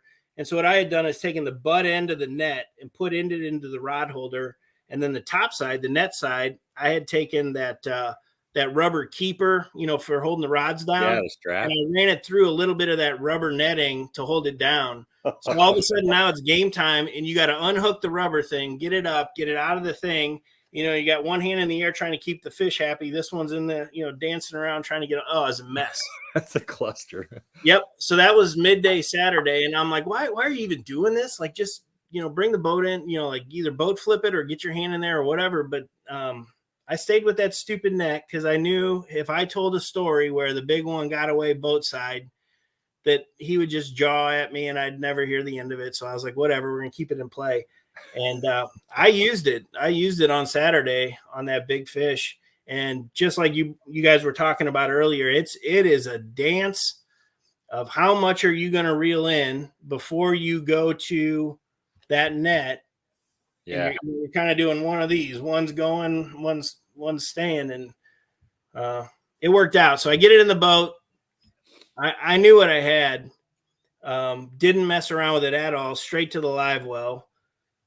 Got that thing running, go get my digital scale, and I didn't have enough guts to take it out of the live well.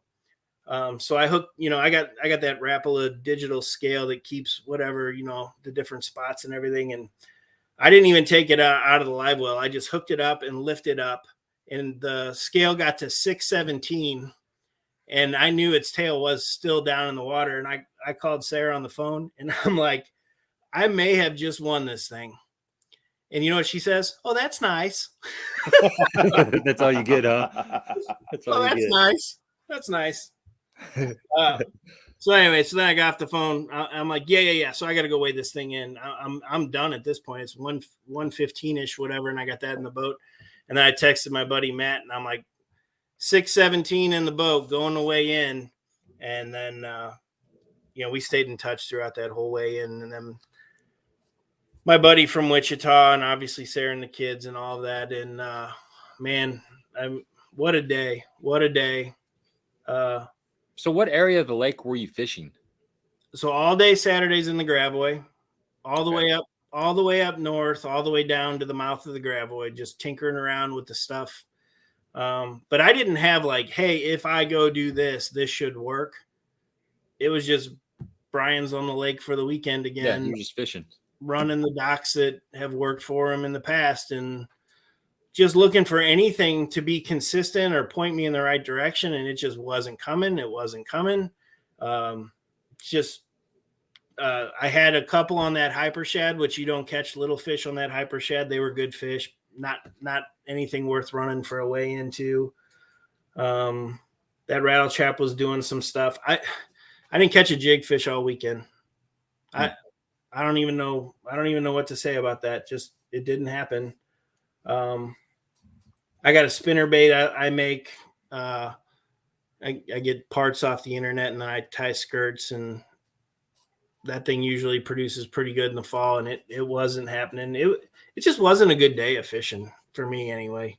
The usual suspects weren't happening, and I just grinded the whole time. I think I'd have had a 5-fish limit on Saturday, but for Big Bass Bash, if you don't have 4, you don't have anything. Right. So where did you fish in the Gravois, and where'd you weigh that fish in at? Alhana. Yep. So I mean, those are the only 2 places I've ever weighed fish in the Big Bass Bash is Point Randall, which is up towards the dam. I think that's where, was it Ryan? I think he had that buzz bait right off the bat on Saturday. I think that's true, right? Yeah, I'm not sure. Yeah, I think the first one was like first time period on Saturday was the Crocagator buzz, which I think was Ryan. Okay. That whole weekend's a blur, guys. I mean, yeah. I was working. Emotional roller coaster, I'm sure. I was checking the weights like in the evening when I got off of work and stuff. Just a blur. So wait, so back up real quick. When you're at Alhana, you're idling into the marina. Mm-hmm.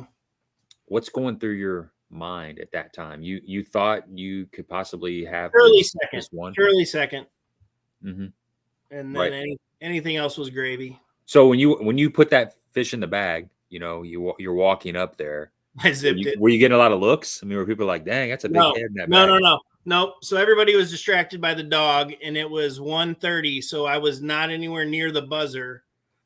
So if you think about it, what's this guy doing rolling in at 1:30? I mean, who is this? You wouldn't really weigh in your last time frame until pretty much close to the end, unless you thought you had it.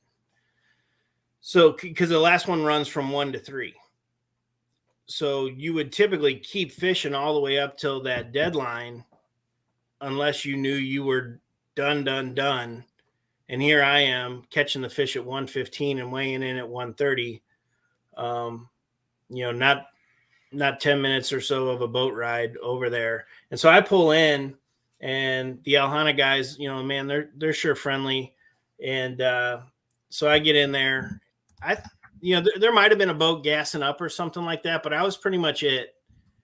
And I tie the boat off, and they're immediately screwing around, saying hi to the dog and all that kind of stuff, which was fine with me because I didn't need any extra attention at that point. So I get some water in the bag, and man, that fish came right up out of the live well, right into the bag. I mean, I didn't mess around with anything. It was right in there. It's got a zip on it. I zipped that son of a gun up. And so they're still screwing around with the dog, and I start making my way up to the thing. And the guy gets up there, and they're, "Hey, how you doing?" Blah, blah, blah. And the guy unzips it, and he goes, "Uh-oh." And he goes, hey, are you okay? We're going to need to video you. So he sent me back to the dock, and I didn't have any flip-flops on or anything. I fish in my bare feet. And I was like, well, let me throw some sandals on so I don't look like a Hoosier. And so I go back to the boat, grab some sandals. And so you don't look like a guy that eats cinnamon rolls and chili. Yeah. We don't want anybody to know the truth. So me and the dog go walking back up, and they videoed it. I'd love to see that video of, I don't know who the kid was that took it. But then the guy at the scale takes it out and puts it on there. And, my heart's jumping out of my chest at that point. And it settles on 622. A bunch of people at the weigh-in are like, well, you should have asked him to weigh it twice. And I'm like, should I? What if it had weighed twice at 621? Yeah, exactly. Which they don't do that either. Everybody's aiming that 3 on the nose, 4 on the nose pays out to $500. So I don't believe there's any kind of a, hey, let's give this another try type of a thing. But can you believe it's right 622 on the nose? I don't think that's ever happened. Has it ever happened? Everybody starts staring at each other like, what does this mean? What does this mean? And I'm like, what does this mean? I don't know what this means. And then they're like, well, you need to get back down there because they're going to want to run a polygraph on you, which I was like, I was going to, do some end of year kind of housekeeping, winterizing types. And they're like, no. You get down there right away. So I'm like, all right, game changer. I guess that I'm doing that. And so, put the house away and the boat away as best I can. And what do they ask you? Like in a polygraph? Yeah, I don't know. It's so the first thing I did is I walked up there and I said, Hey, I'm Brian Jaeger, tied for first. They said to get down here right away and do a polygraph. And the announcer guy put his hand on my wrist and he's like, yep, you're legit. And I was like, okay. And then not 10 minutes, 15 minutes later, here comes, and that's all. The guy was kidding, but I didn't know if he was kidding or not. I've never been in this type of situation. And 10 minutes, 15 minutes later, here comes this guy that is the polygraph guy. And he's like, come over here. And, you know, we did the thing. And now you're sweating bullets at this point, right? it's not that intense, except for you're like, what if this machine screws up? Yeah, exactly. I mean, there's a lot on the line right now, and I'm relying on this machine that I don't know anything about to do its job. I don't know, but it's not super complex. They just straight up ask you, did you tamper with the fish? Did you catch the fish on artificial bait? Did you find the fish anywhere on the water? Did the fish come from some other location? Things of that nature, you know, which weights in the belly, that kind of thing. God, man. So you had to go there, didn't you? I had to go there. This thing happens, and you know, and then all my fraternity brothers and buddies and this, that, the other family members, whatever the hell, they got all the ammunition to just ride me from the news. It's like, can I enjoy myself just a little for a second without all this nonsense? I've never caught a walleye in my life. Leave me alone. My check's over here in the corner, tucked behind a chair, because I haven't really brought myself to being friends with it just yet. It's tough to look at. I don't know what else to say.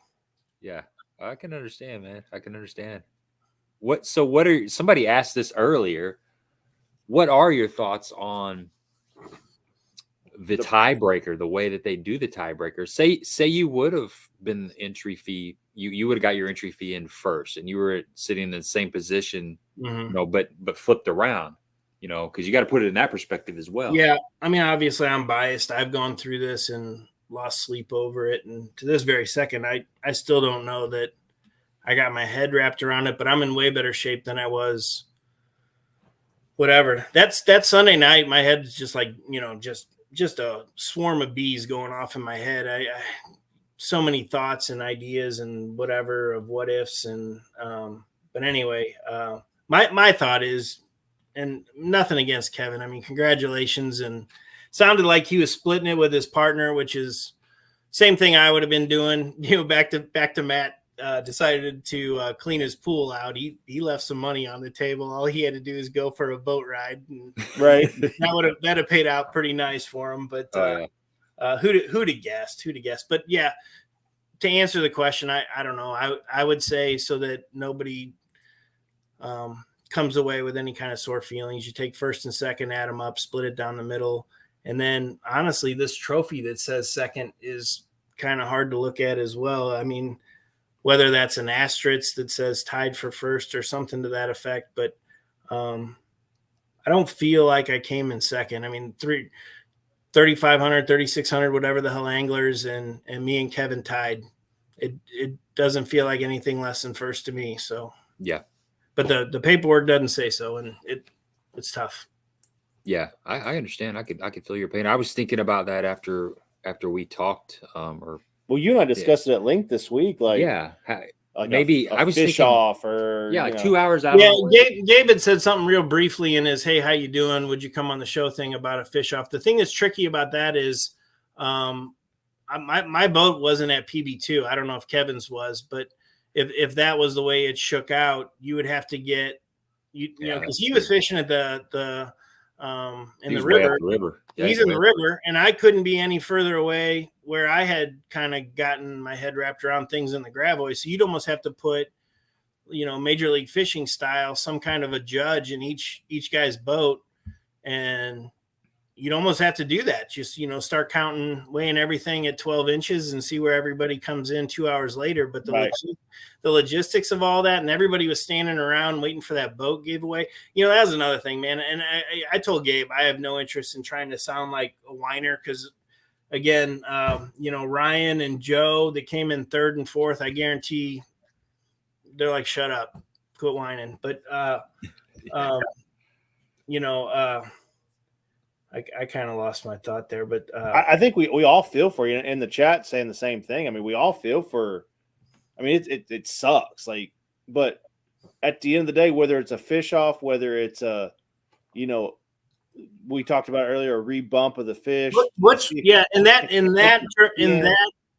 that extreme of odds, I don't see anything wrong with calling that a tie. Yeah. That would have felt right. I mean, it's like this is insane. Split the money. First and second, and then split the money. And then I'm saying on the trophy too, like, you know, yep, an asterisk that says tied for first.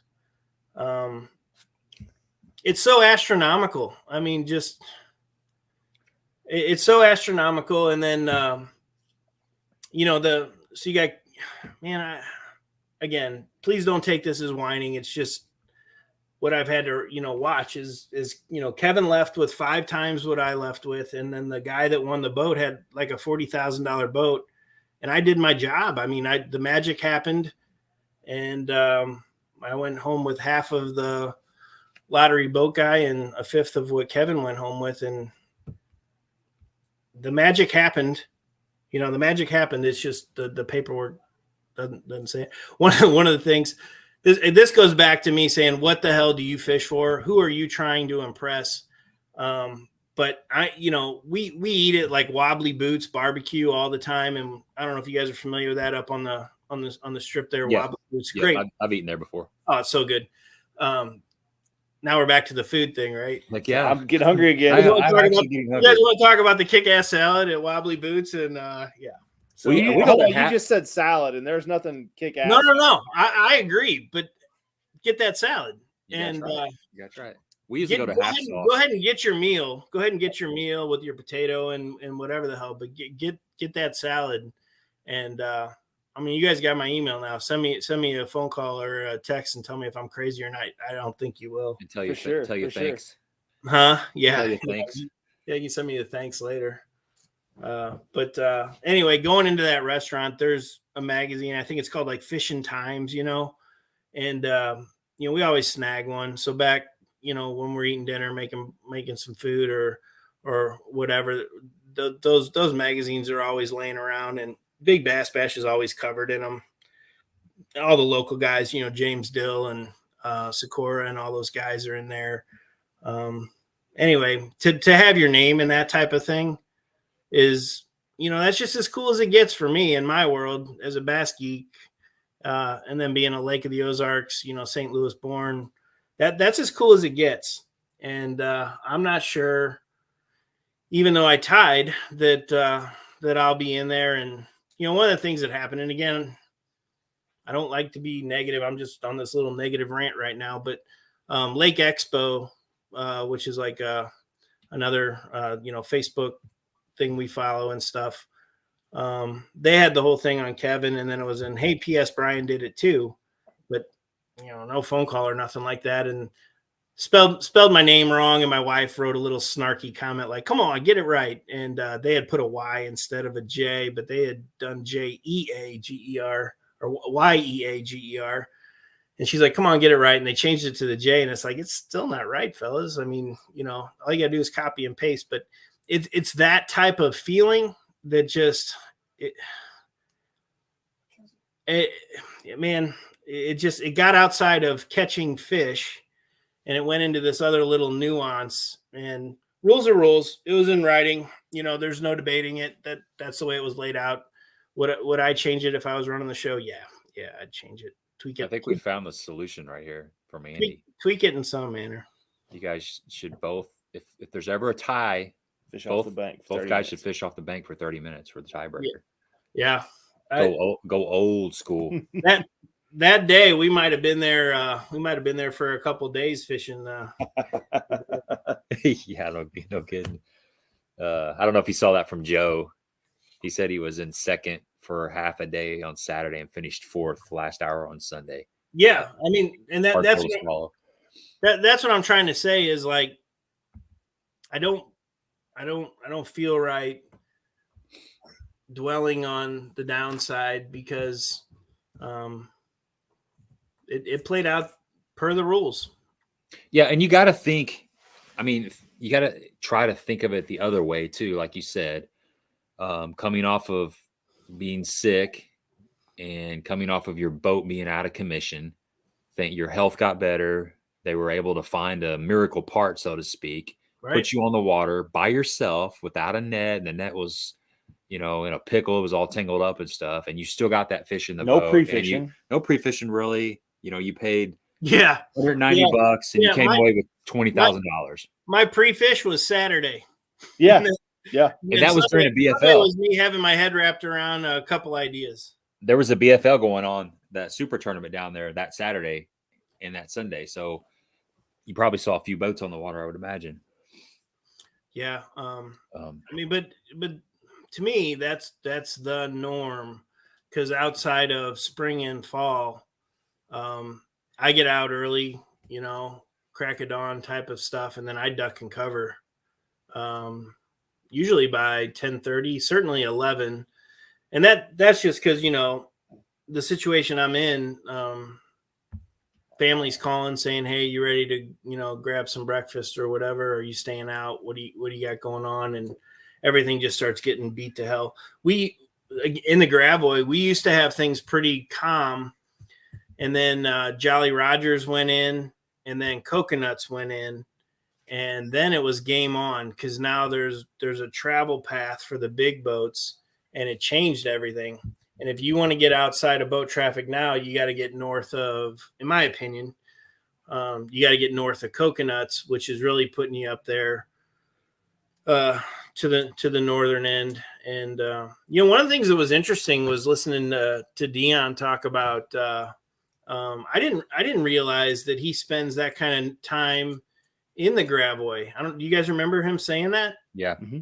Yep. Yeah. I didn't realize that.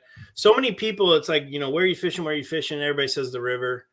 And to me, the river is just such a jaunt, and you're going to pay for it trying to come home later.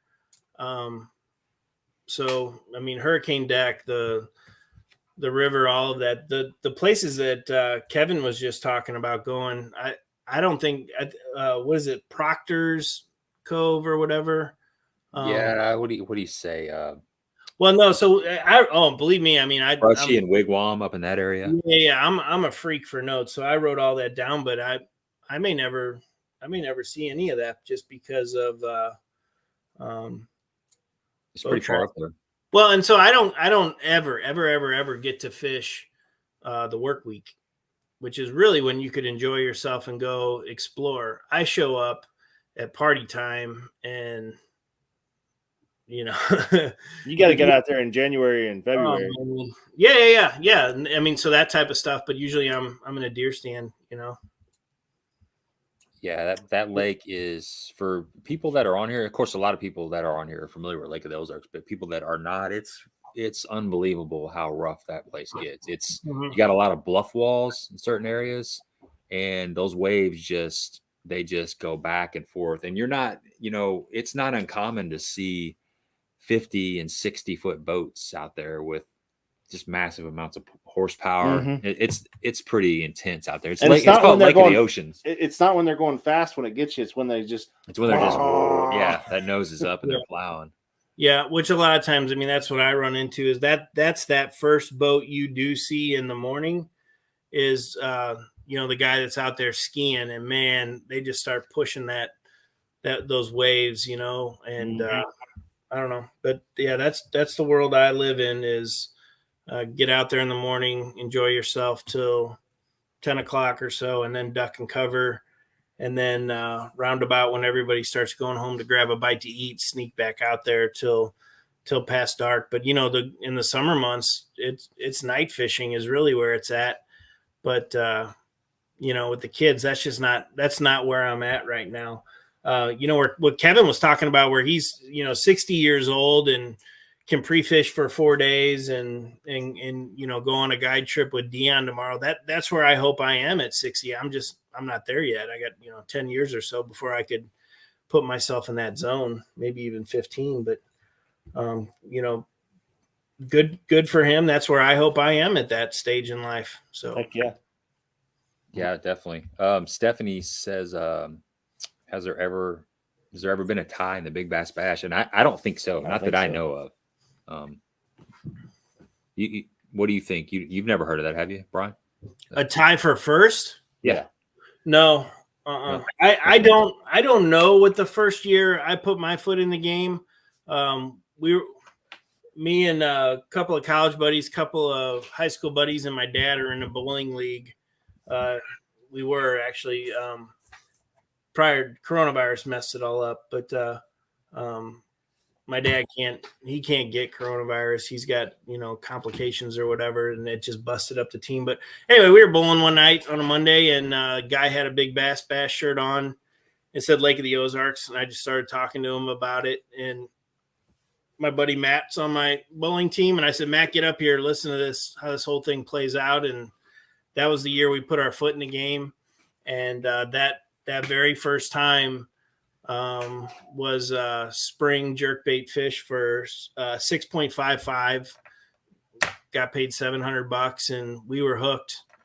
And ever since then, we've put our foot in the game. I don't know that I've missed one. This may be the second one he missed. I don't know, but we don't miss them too regularly, which may bring up, well, why the hell aren't you signing up sooner? I don't know.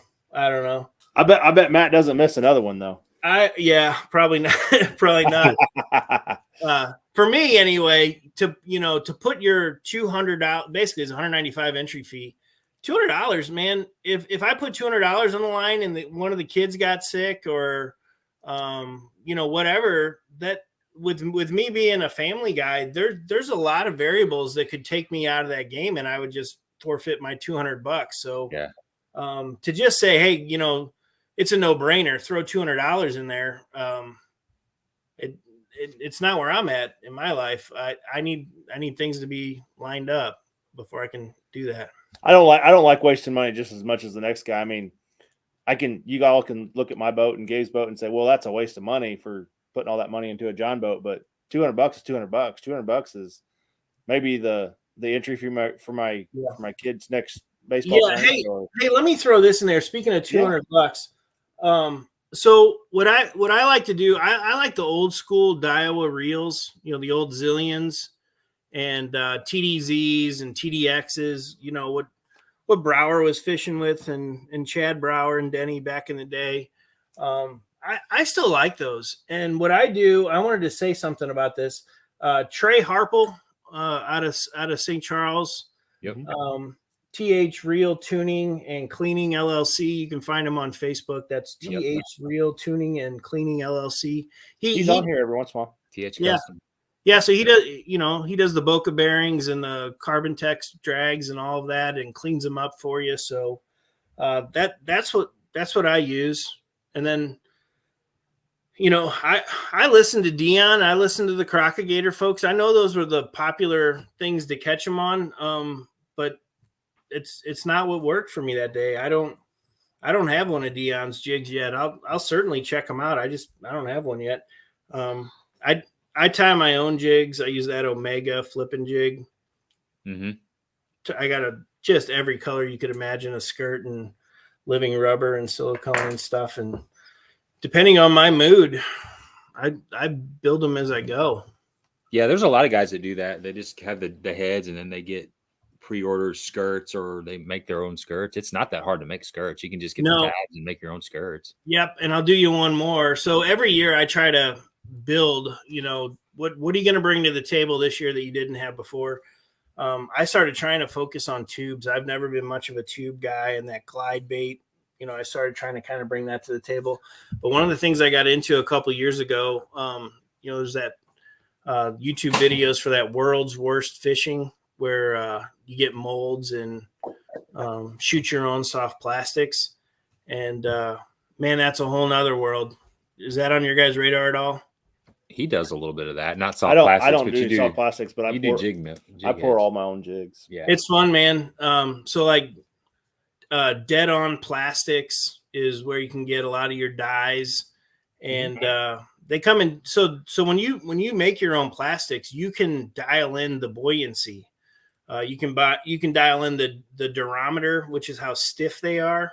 So if you want more action, less action, whatever, you can dial in the durometer. And then in doing so, you can then control the buoyancy. So, how do you want that thing to ride? Do you want a spinnerbait trailer that's helping you drop the spinnerbait into the water column? Or do you want something on the bottom that's going to stand up? It's fun. It's a lot of fun. And all of your old stuff you can throw in the microwave and melt it down in a Pyrex cup and then inject it into molds and reuse it, which I've already got a stupid amount of soft plastics, and now all of a sudden it's like every time I get a little hankering to get creative, I'm building more. Yeah, I mean, that's a big part of fishing to me too, is just kind of imagining, just going through a bait store, and as you're picking up stuff, just kind of imagining the scenario that could play out where that might make sense. And then you do that whole nonsense where it's like, how am I going to just buy one? What if that's the thing of the day and it gets snagged and I lose it? So I got to get two, and then you got two of everything. And yeah, I don't know. That's why both of our basements look like Tackle Warehouse throughout. Yeah. So. Yeah. You know what I just did? So while the boat was getting worked on, and I had all my gear out, because you don't want it sitting at the marina with gear in the boat or whatever, I pulled it all out and just started staring at it. I took every treble hook off of my hard baits. So all of my jerk baits and square bills and cranks, I took all the trebles off of them, which my theory on that is, again, because of that whole buoyancy and are we going after big fish, little fish? What are we going after? I'll build them as I go. And you'd be surprised how nicely they lay down in your little Plano boxes once those hooks are off.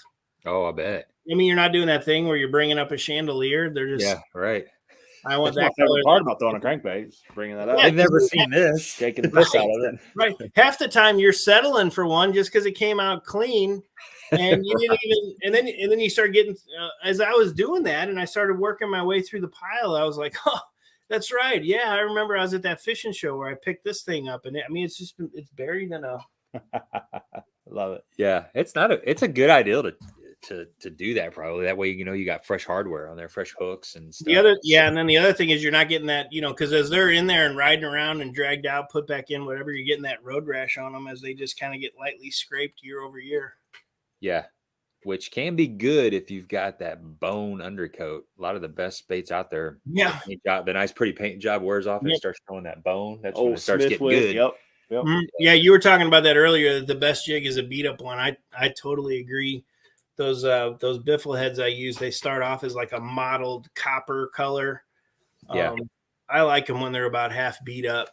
At some point they start getting so beat up that you're like, hey, is that the line tie is good, but is that, that little whatever tie off part, is that still valid? Because I'm missing a little lead here. Uh-huh. But, I agree, man. The beat up stuff. So you said you started getting into tubes a little bit. Have you tried the Crockett Gator tubes? Yeah, I saw your video on that. That's my favorite, man. There really is. I've been fishing tubes for a while. I fished the Charmer tube for quite a while. I like the Crockett Gator better. I really do. I started fishing them probably last 9 months or a year or something like that. And, I think the Charmer tubes stay in the box. They're similar tube, but I think the Crockett Gator is more consistent. That's what I was just going to ask. Is it more consistent? You know what I do? Tell me if I'm nuts. I'm just putting my foot in the game with the tubes because they never really appealed to me. But one of the things I do is I snip off every other tentacle to just kind of open them up to where they're more like that, as opposed to like balled up. I don't know. Maybe I'm going down the wrong road. But with my jigs, like if you look at that Dirks jig that everybody likes, right? It's not a full skirt. And no. I mean, so the stuff that I tie, I pick my colors and all that, but I don't go nuts with strands. I want to see the body of that soft plastic or whatever the hell trailer I got in there. And I'm adding like accents and movements. Cause in my opinion, like if you're trying to look like a crawdad, you've got like the feet and stuff going off to the sides. And then you got those two tentacles coming off of the front. And then you got your claws, but a crawdad doesn't have a bazillion legs floating around. Right. But it works. I mean, Davey Hyde caught it on the mop jig and all that kind of stuff, which is just an insane amount of skirt material. So what do I know? Yeah, I've been trimming the skirt material back to the bend of the hook a lot, and I don't typically. I never just gather it all and make one single cut. I I like it to look real buggy, kind of inconsistent. So the skirt material is a 1/4 inch longer here and 1/4 inch shorter here, and then if you want to do that finesse cut, you can gather all the material that's in front of the band towards the head and just do that little spider cut. Yeah, more of a spider cut. Yep. Yeah, and there's nothing wrong with a good finesse jig. It PJ definitely jigs. works. Yep. Back in PJ the day, jigs. yeah. Yep. Definitely. Yeah, those Cumberlands that you've been throwing, I watch your stuff and I like the way those look too. That Procaster, it doesn't get as much love as I think it should, which I'm okay with that because that means I'll probably catch more fish on it. But that, as far as a finesse, like not finesse, but a compact jig, the Cumberland Pro Lures Procaster has been the favorite one that I fished. I've fished all kinds of jigs. I mean, I'll fish they're good Crocodile jigs. I fish Jewel jigs. Jewel makes a really good jig. Omega makes a really good jig. But that Cumberland Pro, the Procaster, as far as going through rock and even through grass, it comes through grass really good. Yeah. Which it's kind of hard to find a jig that comes through grass, and that one does come through grass. But it's a good little jig for sure. Yeah, I've been, JB the other day was talking about how he liked Dion's in that PBJ color, and I've been trying to put more purple into the mix because it just flat out works. But man, just coming up, I got so hooked on black and blue that it's hard to unplug from blue and try some purple. But that has been more of a player, the purple lately. I don't know. That's just kind of how you do it. You go through these like phases of trying stuff. It's all about what you have confidence in. Mm-hmm. It really is. Because I if you open up my jig box, it literally has 2 colors in it. So Yeah. There's usually any given day they'll usually want a darker color or a lighter color for sure, and it could be as simple as green pumpkin and June bug. And you'll find that you learn that a lot with fishing shaky heads. I fish a shaky head a lot, and I'll fish the same type of worm, and I'll fish whatever was working at my home lake the weekend before. I'll have that on, and I'll go to a different lake, and I'm throwing it, and I'm like, they're not hitting it, and I'll make a color change. I'll go from green pumpkin to a June bug, and I mean, literally, sometimes within a couple casts, I'll start getting bites. I did that yesterday. Yep. So it was I was flipping a magic crawl swirl, and I flipped to a Sanchez, and like 3 flips, Really, just boom, and I caught 3 in a row. I won that lighter Now, color. was it the area because I had flipped for like 3 hours and not got a bite, and just happened upon 3 fish, or was it? You'll never know. I never know. You'll never know. But it felt right. So guys, that's kind of. I'm not saying I'm some kind of smart whiz bang guy or nothing, but that's where I settled on my question to myself is why do you do this? Who are you trying to impress? And it's, similar to golf or whatever, you're never gonna be like, hey, I got it, I'm ready to move on to the next hobby because I nailed that one. Nope, you're never gonna get it, which is great. You don't want to get it. And I don't know if you guys feel like this, but sometimes like when everything's working, I almost get bored. It I don't know. It's like I need it to be a tiny bit difficult. A lot of times I'll change and try to catch them a different way. Right. Yeah. Like, everything's working. Now's the time to experiment with my new blah, blah, blah. Does it or doesn't it work? Because I've proven that they're biting right now. Let's try some stuff. And it just never lets you down. It keeps your brain going, keeps you thinking. That's like you said, that is the magic of fishing. We will never master it. It's unmasterable. There's so many different variables. There's I mean, you can't even start naming all. I was just thinking about that. You said that, Ryan. It's like, so my goal is on my local lake is to catch the Dirty 30. Well, when I catch the Dirty 30, it's going to be the Dirty 30 plus 1 and the Dirty 30 plus 2. And it's never that goal is never, there's never an end to that goal, right? Like if you catch it, it's like, well, if I did that, I can do this. Well, then you could say, I want to catch, let's get a little more reasonable. Like, let's just say 25 pounds. Well, I've done that. I've done that though. But have you caught 25 pounds on a chatterbait? Have you caught 25 there you pounds go. On a jig, 25 pounds on a there frog? You go. Make a goal to catch that big bag with a certain bait, right? And go through all your categories. And then it comes down to the old Ned rig. So throwing the towel. Yep. So for me, it is /was, I think is Big Bass Bash, and is that checked off? I don't know. Hey, come back next spring with an 8 and just walk away with it. Right. Yeah. Right. Then I'm really going to start getting some kind of lead weight, whatever the hell questions. If he magically came up with that son of a gun back to back, but it'll be some time if it ever happens again. I can't imagine the odds. That's 3,600 anglers had their line in the water. Yeah, That's unbelievable. it is. It's amazing.